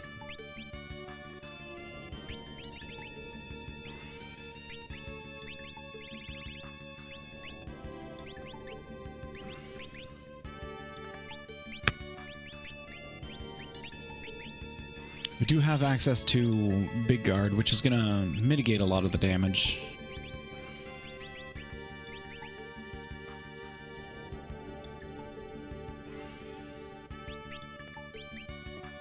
And Gilgamesh 4, but the second one faxed over to Final Fantasy VI again.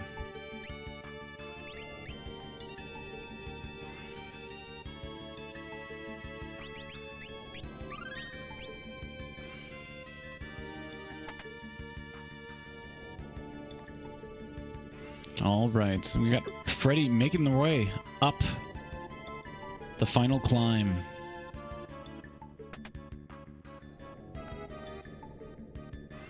I'm sure hoping to find Giltas in one of the finals chests.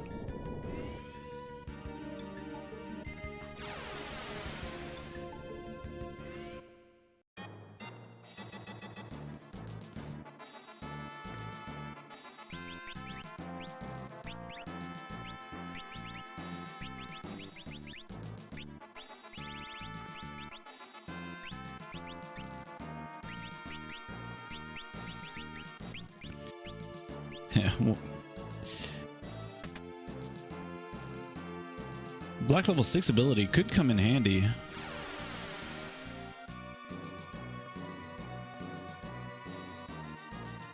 Got a few more options here. Taking a look at the black... Oh, they did not find any good black magic. Got a Genji shield. Ooh. Magic lamp, however, will be useful. Will allow us to instantly kill the, I believe the back part. Leaving behind one chest, we will never know what it contains.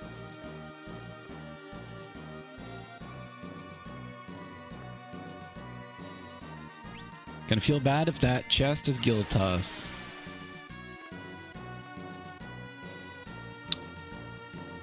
Oh, there was another chest other than Shinryu. X-Death opening up with a white hole right on Ferris. Unfortunate. Unfortunately, Freddeh sold the ribbons, which could have been used here to protect them from that.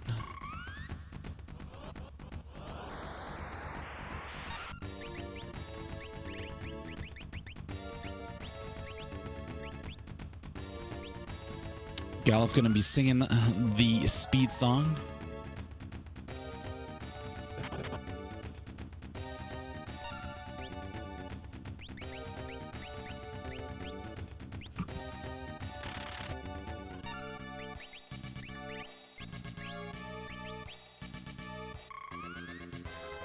Ferris also singing the speed song.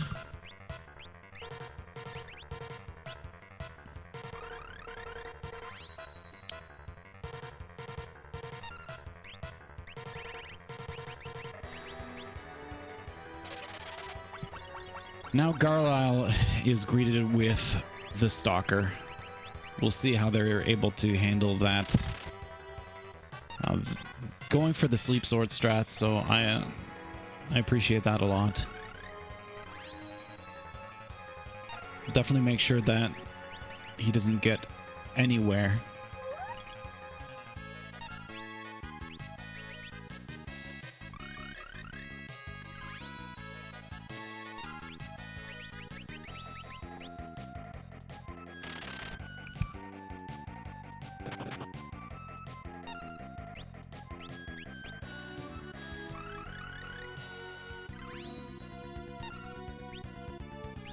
That's pretty impressive. It seems that Galuf just kept singing through that hit from X-Death.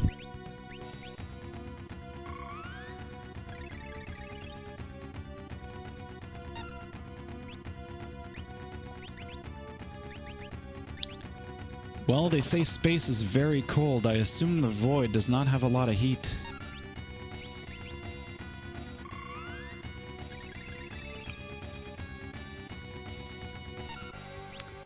You cannot quiet down our group, says Freddeh.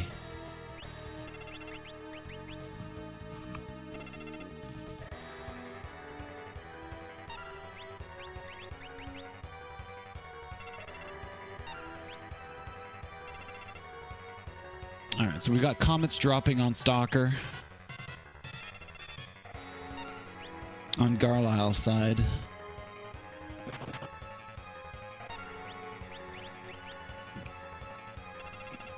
Galuf taking all of the damage, but just does not care.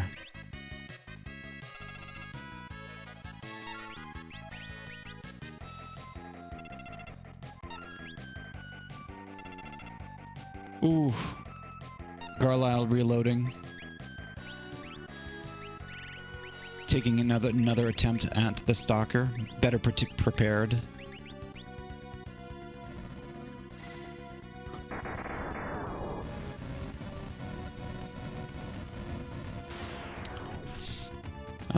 Gallows Mimic Sprite is a reskinned freelancer.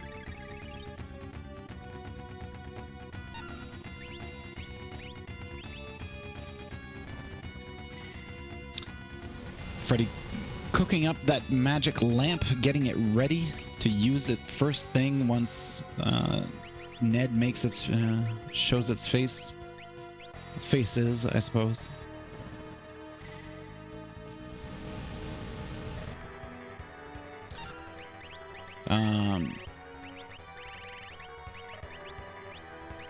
There you go. Opting to knock them out of their song. Just a little love tap for 0 damage. That's all it takes. Also, attacking your ally with... Oof! Oof!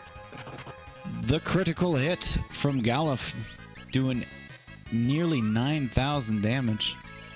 Very impressive.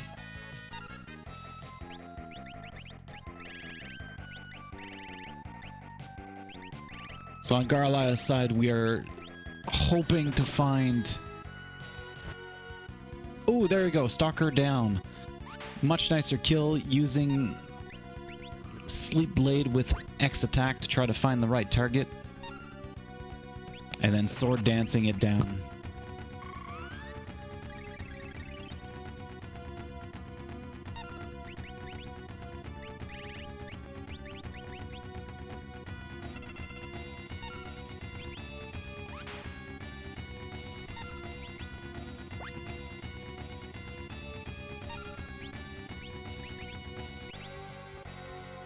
Alright, slowly but surely, we've got Freddeh taking good work of Ted. Known as Ted as Tree X Death. I'm ashamed it took me a while before I realized why people were calling them Ted and Ned.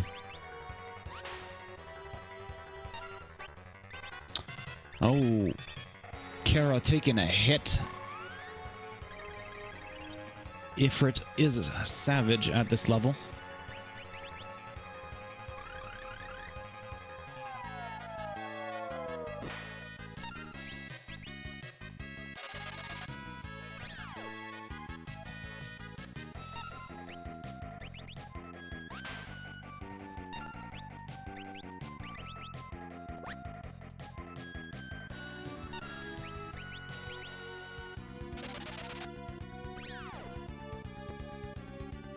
All right. Butts keeping him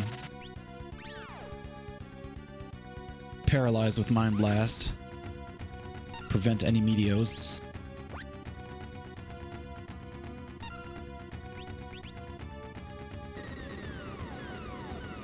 To try to prevent any meteos, I should say. Oh, unfortunately, Butts falling down.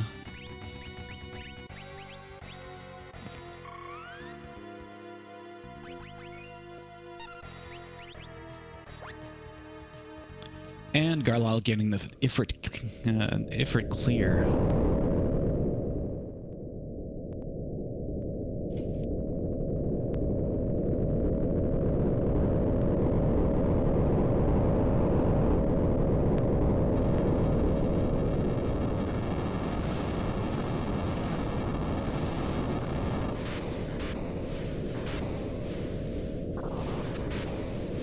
All right.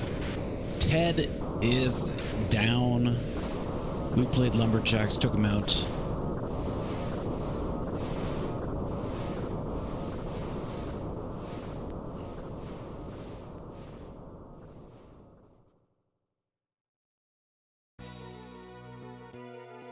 Enter Amazing Jams. I am Neo X Death, and I shall erase all memory.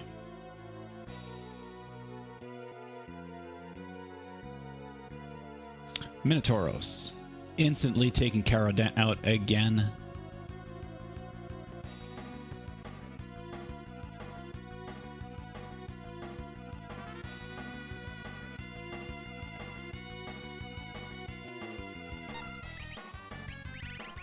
Alright, so we're gonna see the magic lamp summon Odin.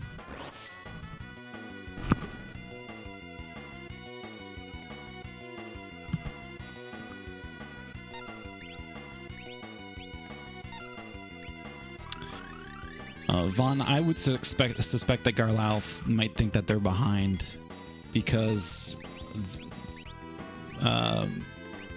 of where the big bridge key was as an easy World 1 check.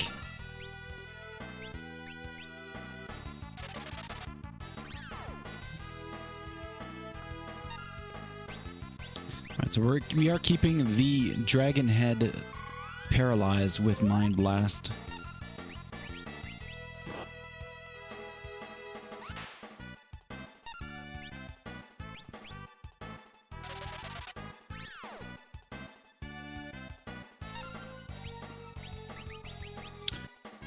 Unfortunately, Garl has no ninja or throw. That's true. I believe throw was a reward for the Walls Tower.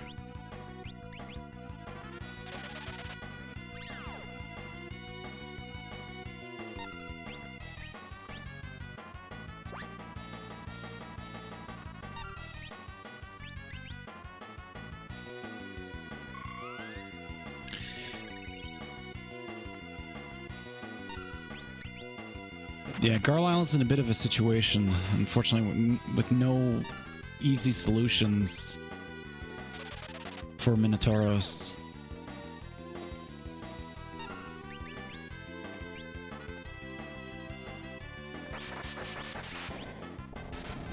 I'm all guessed, doing some work, but not enough.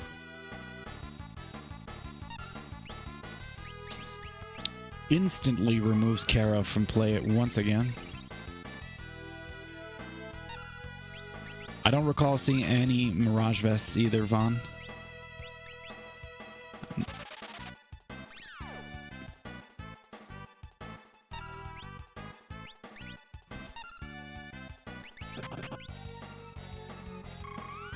Unfortunately, if Garlyle had gone to Walls Tower, I believe that's where you found Throw. You also got Conjure, which would have allowed you to use your summons in this fight.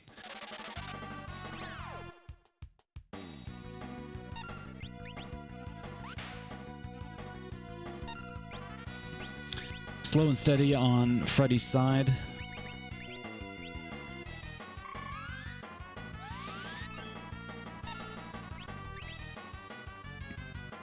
And a reset from Garlyle.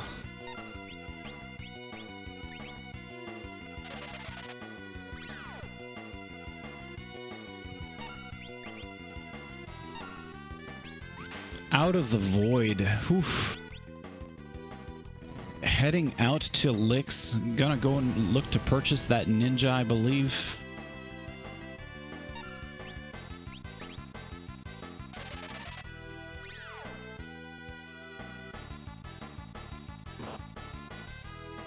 Yeah, there we go. Purchasing the ninja for Throw. Unfortunately, that's going to require him to walk all the way back.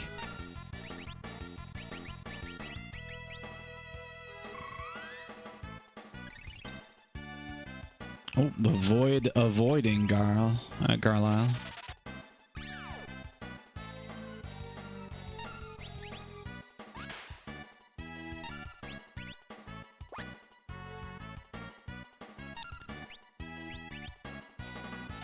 It was a difficult choice, and when you're doing those early shop checks, you have a very limited amount of gil, and you have to decide what can I do to get the best bang for my buck.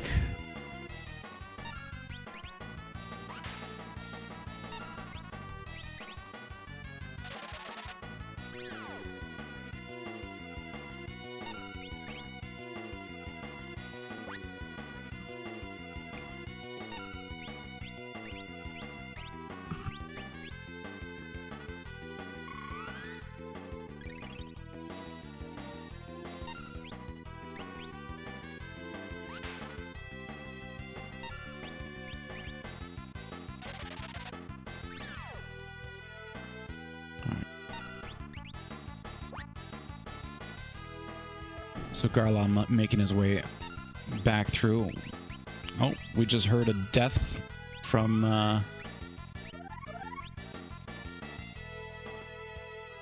so we got 34,000 left on the back half.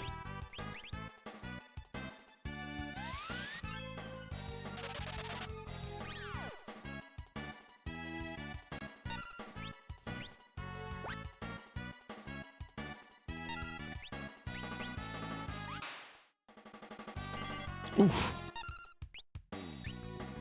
Dragon Whip doing the extra damage to the dragon head.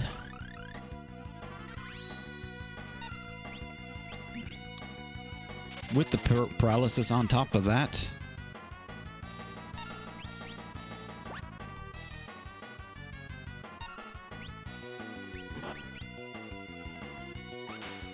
Ooh. Vacuum Wave almost taking out Ferris.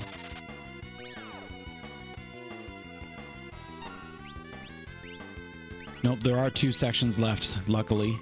You don't want to leave one section alone, because then they start using very strong attacks. But if you had to choose, you definitely want to destroy the front one first out of those 2, because you can still keep the back one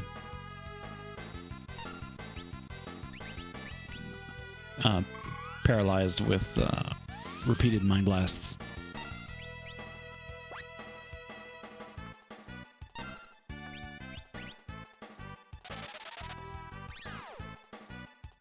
They opened with Lamp. Lamp has already been taken care of.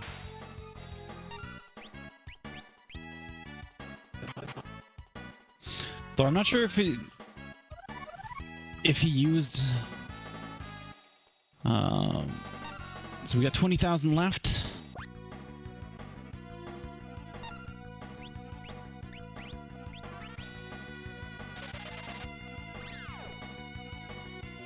I'm not sure if he used another charge of the magic lamp. Kara, always the first target for Minotauros. That cow does not like her.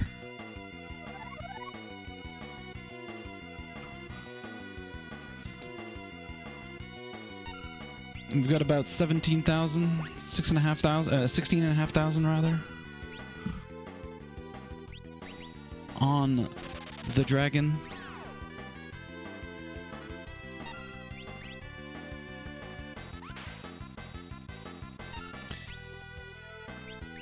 Yeah, at this point, it'd probably be best to just make everybody ninjas. Make sure the assassin dagger is not equipped, and then throw it.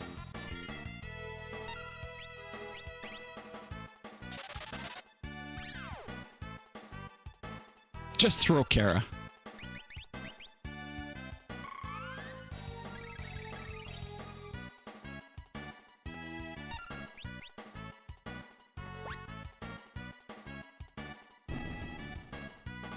Alright, and there's the front part down, back part down, and that's Freddeh done with an official time of 2 hours, 10 minutes, 22 seconds.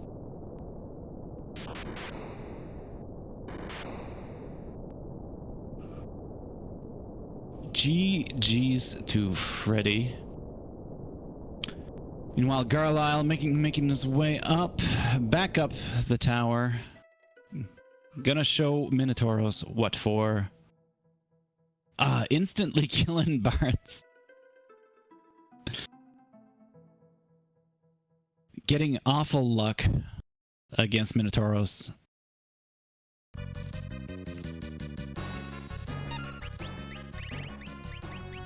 I think Fred taking a moment after running that very successful seed, and we'll see if they're willing to join us in chat when available.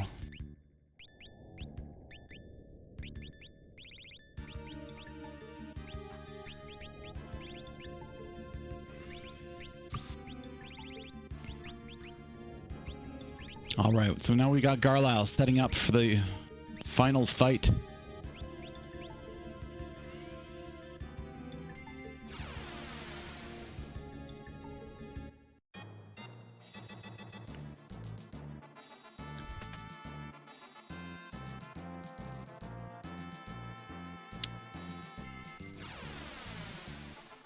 All right, and we're now joined by Freddeh.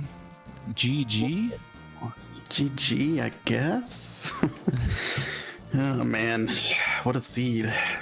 Haven't had to do legit new X-Death in a while. Yeah, I'm sure you were still hoping to find a Gil Toss. Though looking at Garlyle going up now, looking in the final chest, Dragoon Spear. All right, you did leave one chest in the void, realized. And we were all wondering whether or not we would find Gil Toss there. Yeah. Did Garlyle find it at all? Or find like Mogul suit and stuff? Or nope, no Mogul suit, no Gil Toss, no Samurai. Damn, wow. Did he find Mirage? He did not. Wow. So we didn't see Mirage. He went into the trench. So just now entering the X-Death fight. Unfortunately, Minotauros gave him a bit of showed him the business. But yeah, I realized I had an assassin dagger at some point. I'm like, oh, I'm just gonna keep throw on someone just in case I run up against Minotauros in a stupid spot. Unfortunately, Garlyle did not have throw or ninja, so it was required to. He picked up ninjas. Okay. No, ended up going back out to buy ninja to come back up to throw. So unfortunately, that was a bit of a rough time. You did reach go mode first. Now, I did have a few questions as to whether or not you had either forgotten a hint ahead, or if you just chose to make a certain check. You ended up going to do Wall's Tower when we had received a hint that towers had no keys of value. Was it just for experience? I didn't have the hint loot? at that point. Garlyle must have checked it before. I got the hint I see. right after I did Wall's Tower. I'm like, oh, well, okay. I guess Wall's Tower is the thing that I did. All right, my apologies. It's tough for me to keep track of both streams at the same time, but that would explain a lot. Though luckily, you ended up going to check the. Where's Haste 2? Also something that we missed. No, that's all right. I didn't notice. Must have been one of the. He might have purchased it in Trench. Actually. Yeah, Trench would be my guess too. Yeah, there you go. Dry confirming Haste 2 is in Trench shop. Yeah, Mimic Bahamut probably would have been slightly better. I just figured I would do it the safest way, which is not necessarily a Mimic Bahamut spam, but not terrible actually. No, you definitely had total control over. You had total control over Ned at the end with my blast, the Odin magic lamp, with that dragon whip also doing work on that dragon part. Yeah. This will probably. No, overall, well done. It was a really quick seed. Yeah, it was. I mean, quick getting to Ned, not a quick Ned. But... No. I did make I may have been responsible for a bit of a caster curse, saying that there was nothing rude left in the game to bother you guys in the void, and then Stalker came up. I was gonna say, there's sure a Stalker still. Yeah, Stalker gave you a bit of a trouble with your Berserker that you ran for most of the game. Odin kind of eventually works, but at least it doesn't triple blaze you if you miss. Yeah. Berserker was kind of just what I ended up doing. So I decided to finish with the Uichibo just to finish it off at the end. I think this definitely worked faster though, and I could have done it. So definitely a mistake at the end, but I still won, so I'll take it, I guess. No, you definitely both played really well. It's very, very fun to see those Berserker strats. Windfox would have been proud. I mean, I noted where the Berserker was. I'm like, Maybe just in case, we'll see. Then I found a equip bow. I'm like, sure, this is worth grabbing, selling stuff, whatever. I spent a lot of time in shops selling. Money was an issue. Yeah. And then got to Kelb and saw both. Yoichi bow and Artemis bow there. I'm like, oh. Yes. Okay, well, whenever I get some decent amounts of money, I think I might just do that as most of my strats for this seed. I was thinking of grabbing a second, but then I just kind of made it to pretty much go mode. And it was a scary go mode, but it was a go mode. No, definitely. I personally, I wasn't really sure what your end game was going to be, what you were going to do against X-Death, so I was... Neither was I've learned things myself. I mean... Oh, but that's the nature of the randomizer. It mostly involved spamming down, like, seeing Stalker's like, okay, I have Mind Blast now, that's okay, I can take care of... I can probably kill Ned now. Even if I have to literally just rush down Almagest and Grand Cross, and then just kill the rest and make it through, but... There were a few instances of bosses where both you and Garlyle were basically neck and neck. Gogo being one of them, where he encountered Gogo first and waited the time. And then you walked in and just Berserker's like, nah, I don't have time for this. Let's go. Causing you to lose all of your party except himself. And then he shoots again and kills it. Berserker says we ain't got time for this. Man, that was pretty good. And once again, going up X-Death Castle, Garlyle reached X-Death at the same time as you were finishing that fight. Though at the time, Garlyle was already short. Sorry, he was still short one tablet, while you had found tablet 3. Yeah, I was in like what period? No, Bracelet was in Desert. Yeah, it was so in World 2 somewhere, wasn't it? The third tablet was Big Bridge. It was Big Bridge. Okay. Yeah. Yeah. So he hadn't gone to go and get the Big Bridge key from the Lanka meteor, which you had. Though, actually, yes, that brings up another question: as when you went to World 3, maybe again it's me a question of which hints you had seen and which ones Garlyle had seen. But I believe you had gotten a hint that the Karnak meteor was on the path to the void. Which is where you got your shrine page, and so I was a little surprised to see you not follow that up instantly. I decided I wanted to see if I get randomly lucky with what I thought was fairly quick checks. That probably wasn't as quick of checks as I was thinking they would be. Doing Wonka Ruins, and also like getting some money and or maybe like Break Sword. Yeah, like anything useful, like. Man, going through a seed without Break Sword, Odin, well, most of the seed Odin, or like really any good way of insta-kill outside of Death Potion, I guess, which is random. Right, you made good work of that, for sure. Yeah, unfortunately, you didn't have access to Shote. He was in the library, the first boss of the Ancient Library. Yeah. I don't like checking that fight. I don't know. You also didn't have access to. You didn't have access to Golem because your Berserker took care of that. Don't remind me. I was like, well, okay, you got a 50-50 chance, Berserker. Don't let me down. Nope. So we got Garlyle on the Neo X-Death fight. Just Mega Flare going to town. He should be going down really quickly. Even if Alma gets hits, he should be fine. Like he has big guard up, so I'm light behind, obviously, but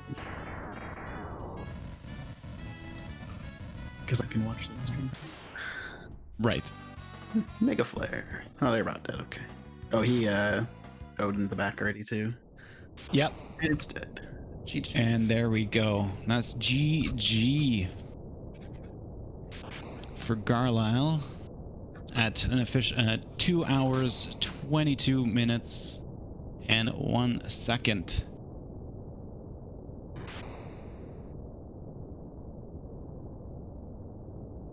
So let's see if we can get Garlyle to join us. And there we go. Hello, Garlyle. GG. GG. GG. Well, you definitely had a much faster Neo Exdeath fight. I did a straight up Yoichibo and Dragon Whip, basically, with pump. Oh, wow. With I did have the lamp, but you must have gotten there much earlier than I did. Yeah, I got there at like 1:55-ish.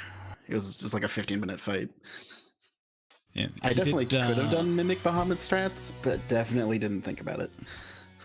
Yeah, the advantage Freddeh had going up into the void was that when he encountered the Minotauros fight, he already had ninjas with throw.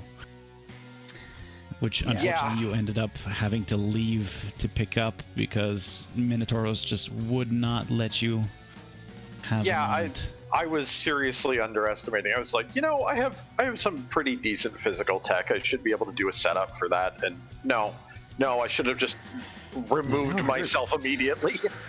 Yeah, I mean, Minno's not fun to fight in that position, especially. I'm really glad that I had picked up Ninja early. Because I ended up... Let's see, what did I do? I ended up getting Mix on most of my characters. Getting Ninja on Ferris and the Butts, or Barts, both maxed. And then I basically had Galuf and Kara like perma Berserker with the Yoichibo the entire game. until Ned. That was a completely different setup than what I was running. That carried me. Like I was using summons and throws mostly otherwise, but I pretty much just rushed down. For some reason, someone told me Maneater worked against Exdeath. I feel lied to. No, regular, Exdeath in the castle is not considered human, despite the fact that I think the wiki page tells you otherwise. He is not a man. He's always a tree. He's a tree. Despite he's a man-shaped tree. You too, Garlyle, on your end, I wonder if you also maybe forgot the hint that you found that towers had nothing of value? Because we saw you going into the barrier tower to verify. I think on my notes I had that classified as an underwater location, I think. Yeah. Oh, yeah, and the Walls Tower, the submerged Walls Tower does count as a underwater location, but the Barrier Tower, the Walls Tower, and the Fork Tower. I was super glad to see early I didn't have to worry about that. Yeah, but that was definitely, especially with the Elder Branch being in the Wind Shrine right off the bat, probably could have left you wondering the whole game whether or not Fork was required. That had me a bit nervous. I'm curious if Freddeh went and found the big bridge key in the tablet there way before I did, because I think that was I think that was the biggest thing that slowed me down. Was just I got out of Exdeath's castle and still had no idea what I was doing for that tablet, and then eventually I stumbled into the trench page and found a hint that pointed me there, and I'm like, okay, I'm going. Yeah, Freddeh got it really early on before going up to World 3. Yeah, that'd do it. The moment that I was out of Exdeath's castle and realized I still didn't know where that last tablet was, I was like, oh, okay. Yeah, it's definitely not a fun feeling. And likewise, or on the opposite side, finding the third tablet and Big Bridge right before heading to castle itself was super nice. I'm like, okay, well, I'll just kill stuff for XP and or hoping I find Moogle Suitor Mirage Radar. I didn't find either of those either. Yeah, it sounds like neither of us did. Like, I did Lanka Ruins just to see if I got lucky with it. But outside of that, it was just like World 3 locations and Bal Castle Omniscient, which I never went back and did. Oh, and I never did the Forest either. More Forest. Yeah, I ended up doing pretty much all those. Yikes. Yeah. I mean, I guess Bal Castle is not very long. I just didn't feel like fighting Omniscient after not quite doing it the first time. Yeah, I believe it was Garlyle, which unfortunately found out that those thrown lightning attacks do cause a reset after all. Yeah, I'm pretty sure the only things that Omniscient doesn't counter with a reset are like the magic commands that specifically bring up the list of magic. Anything else he'll counter. Yeah, so you're good with summons, you're good with magic. Other than that, yeah, you're good with summons, but you're not good with conjure. That's how specific. Yeah, conjure doesn't work. Yeah, no. I think I had these, but I just didn't have anyone with a weapon to use it. Yeah, what were weapons that seed too? Like, oh my god, I know. Yoichi Artemis bow, and then like an assassin's dagger. And I had the Masamune in the castle, which Garlyle took on the first round. I mean, Garlyle, you took the Masamune, the Freelancer, and Summon 5? Yeah, that's what I took out of the first one. Was I was desperate at that point. By the time I reached the sealed castle, I'm just like, I need something. And then Freelancer and Masamune was there, and I'm like, that's good enough. I mean, yeah, I grabbed Leviathan instead. I think I grabbed Freelancer, Leviathan, and Summon 5. And Summon 5, yeah. Because it's like, well, I need some sort of attacking class, probably, maybe. I'll just grab Freelancer now, since I'm grabbing it at some point, and it was kind of a crappy castle. Yeah, other than, well, you had access to Mimic and Freelancer there, which is nice, but other than that, well, there was X-Fight. Yeah, Summon 5, X-Fight, Leviathan, like... Yeah, I have other preferences over X-Fight if I can get away with it, just because it takes time, but it is very effective. Yeah, I prefer Berserkers over X-Fight most of the time, especially if I can land Berserker like I did. So works for most things. I spent most of it with like Freelancers with Masamune, and then later like Dancers, and just I was winging it that scene. I thought about switching to Dancer, but it was like kind of the same thing. I guess I can just do Dancer bow instead of Zerker bow, but at that point I already had Zerker bow set up, so I may as well just stick with Zerker bow. I maybe should have grabbed a second bow and gone double Zerker bow, but I don't know. There's also magics I could cast and Leviathans to use and healing that didn't really happen for. I think X-Death I just basically rushed down. Like, I don't even think I equipped white magic for that. I never found the white magic command. It would have been nice. Yeah, no, I never found it at all. Hold on a second.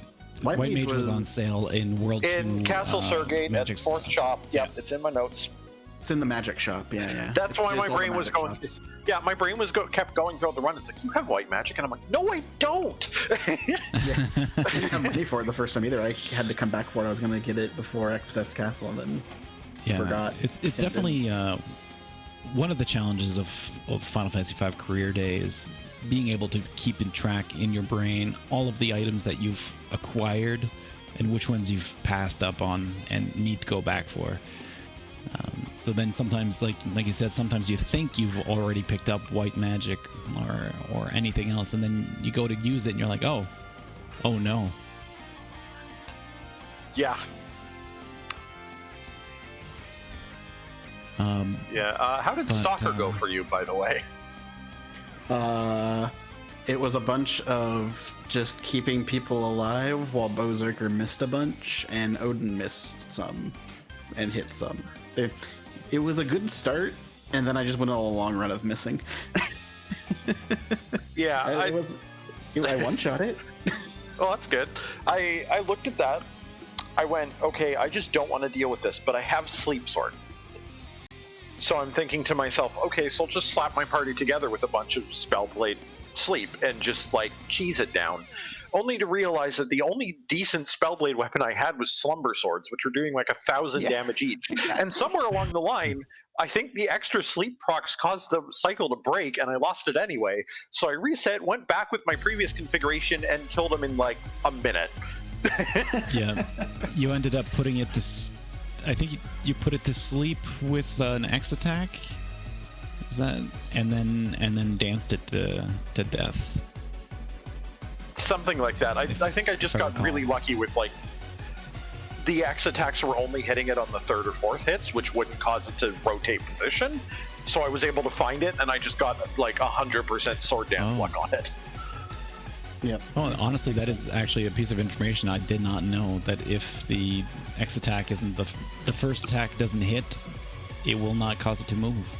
Yeah, it's specifically the first and second attacks off X Fight work as like normal attacks, but anything beyond the second one, you can't get like random weapon procs, you can't get reactions from enemies, etc. Oh, okay, interesting. Yeah, didn't know that either. Well, see, The more we're you constantly know. learning. So now this means Freddie broke Dry's brackets estimates, breaking the mold. I can't even be mad about losing that one because we collectively screwed over Dry's prediction. So hey, I mean, screwed over is a strong word, but at the very least, he's not perfect now. Now that puts betting against me. well, that does put you against Karma next week, Freddie. I think in 2 weeks, actually. I think the third round is going to be a week off, so losers can catch up. Right. Or, sorry. Right. Can catch up. No, we know what we are. Don't worry. I don't want to be rude, Right, so- I swear. Next round is what I'll say then. For next round, then you're going up against Karma. Garlyle, your opponent is not determined yet. Yeah, it'll but either will be determined with it looks like it'll be Dotwarner or Jetters. Yeah, that'll be fun. They're both pretty good. Dot's a bit new, but she definitely showed some potential when I was commentating a race of hers earlier. So, It was a close race, if I remember right. Yeah. With a randomizer, you never know. yeah. Now, unless anybody else has anything else to add, perhaps we'll call it here. Yeah, I guess GG's. Yeah. Garlyle, that was GG. a fun, interesting seed for sure. Yeah, that one wasn't letting us off easy. No. Feels like not so often you get a no guilt toss seed, but Yeah. Yeah. You want both to made it work. myself about the final fight, honestly. Yeah. Getting the I literally like that's one of my favorite strats is the Mimic Bahamut strat. I just completely spaced that I had it. Yeah. I do want to thank you, Malk, and as well as our restreamer Smee for popping in to do this, because I know it was a little bit tough to actually find people who were awake this early enough or not at work midweek. Yeah, it just happened that I took a few days off, so I was available right now.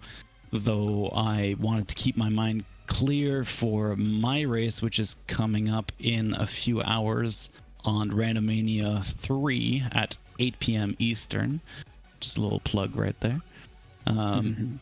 So if you want to watch more Final Fantasy V Career Day, feel free to come back, check us out.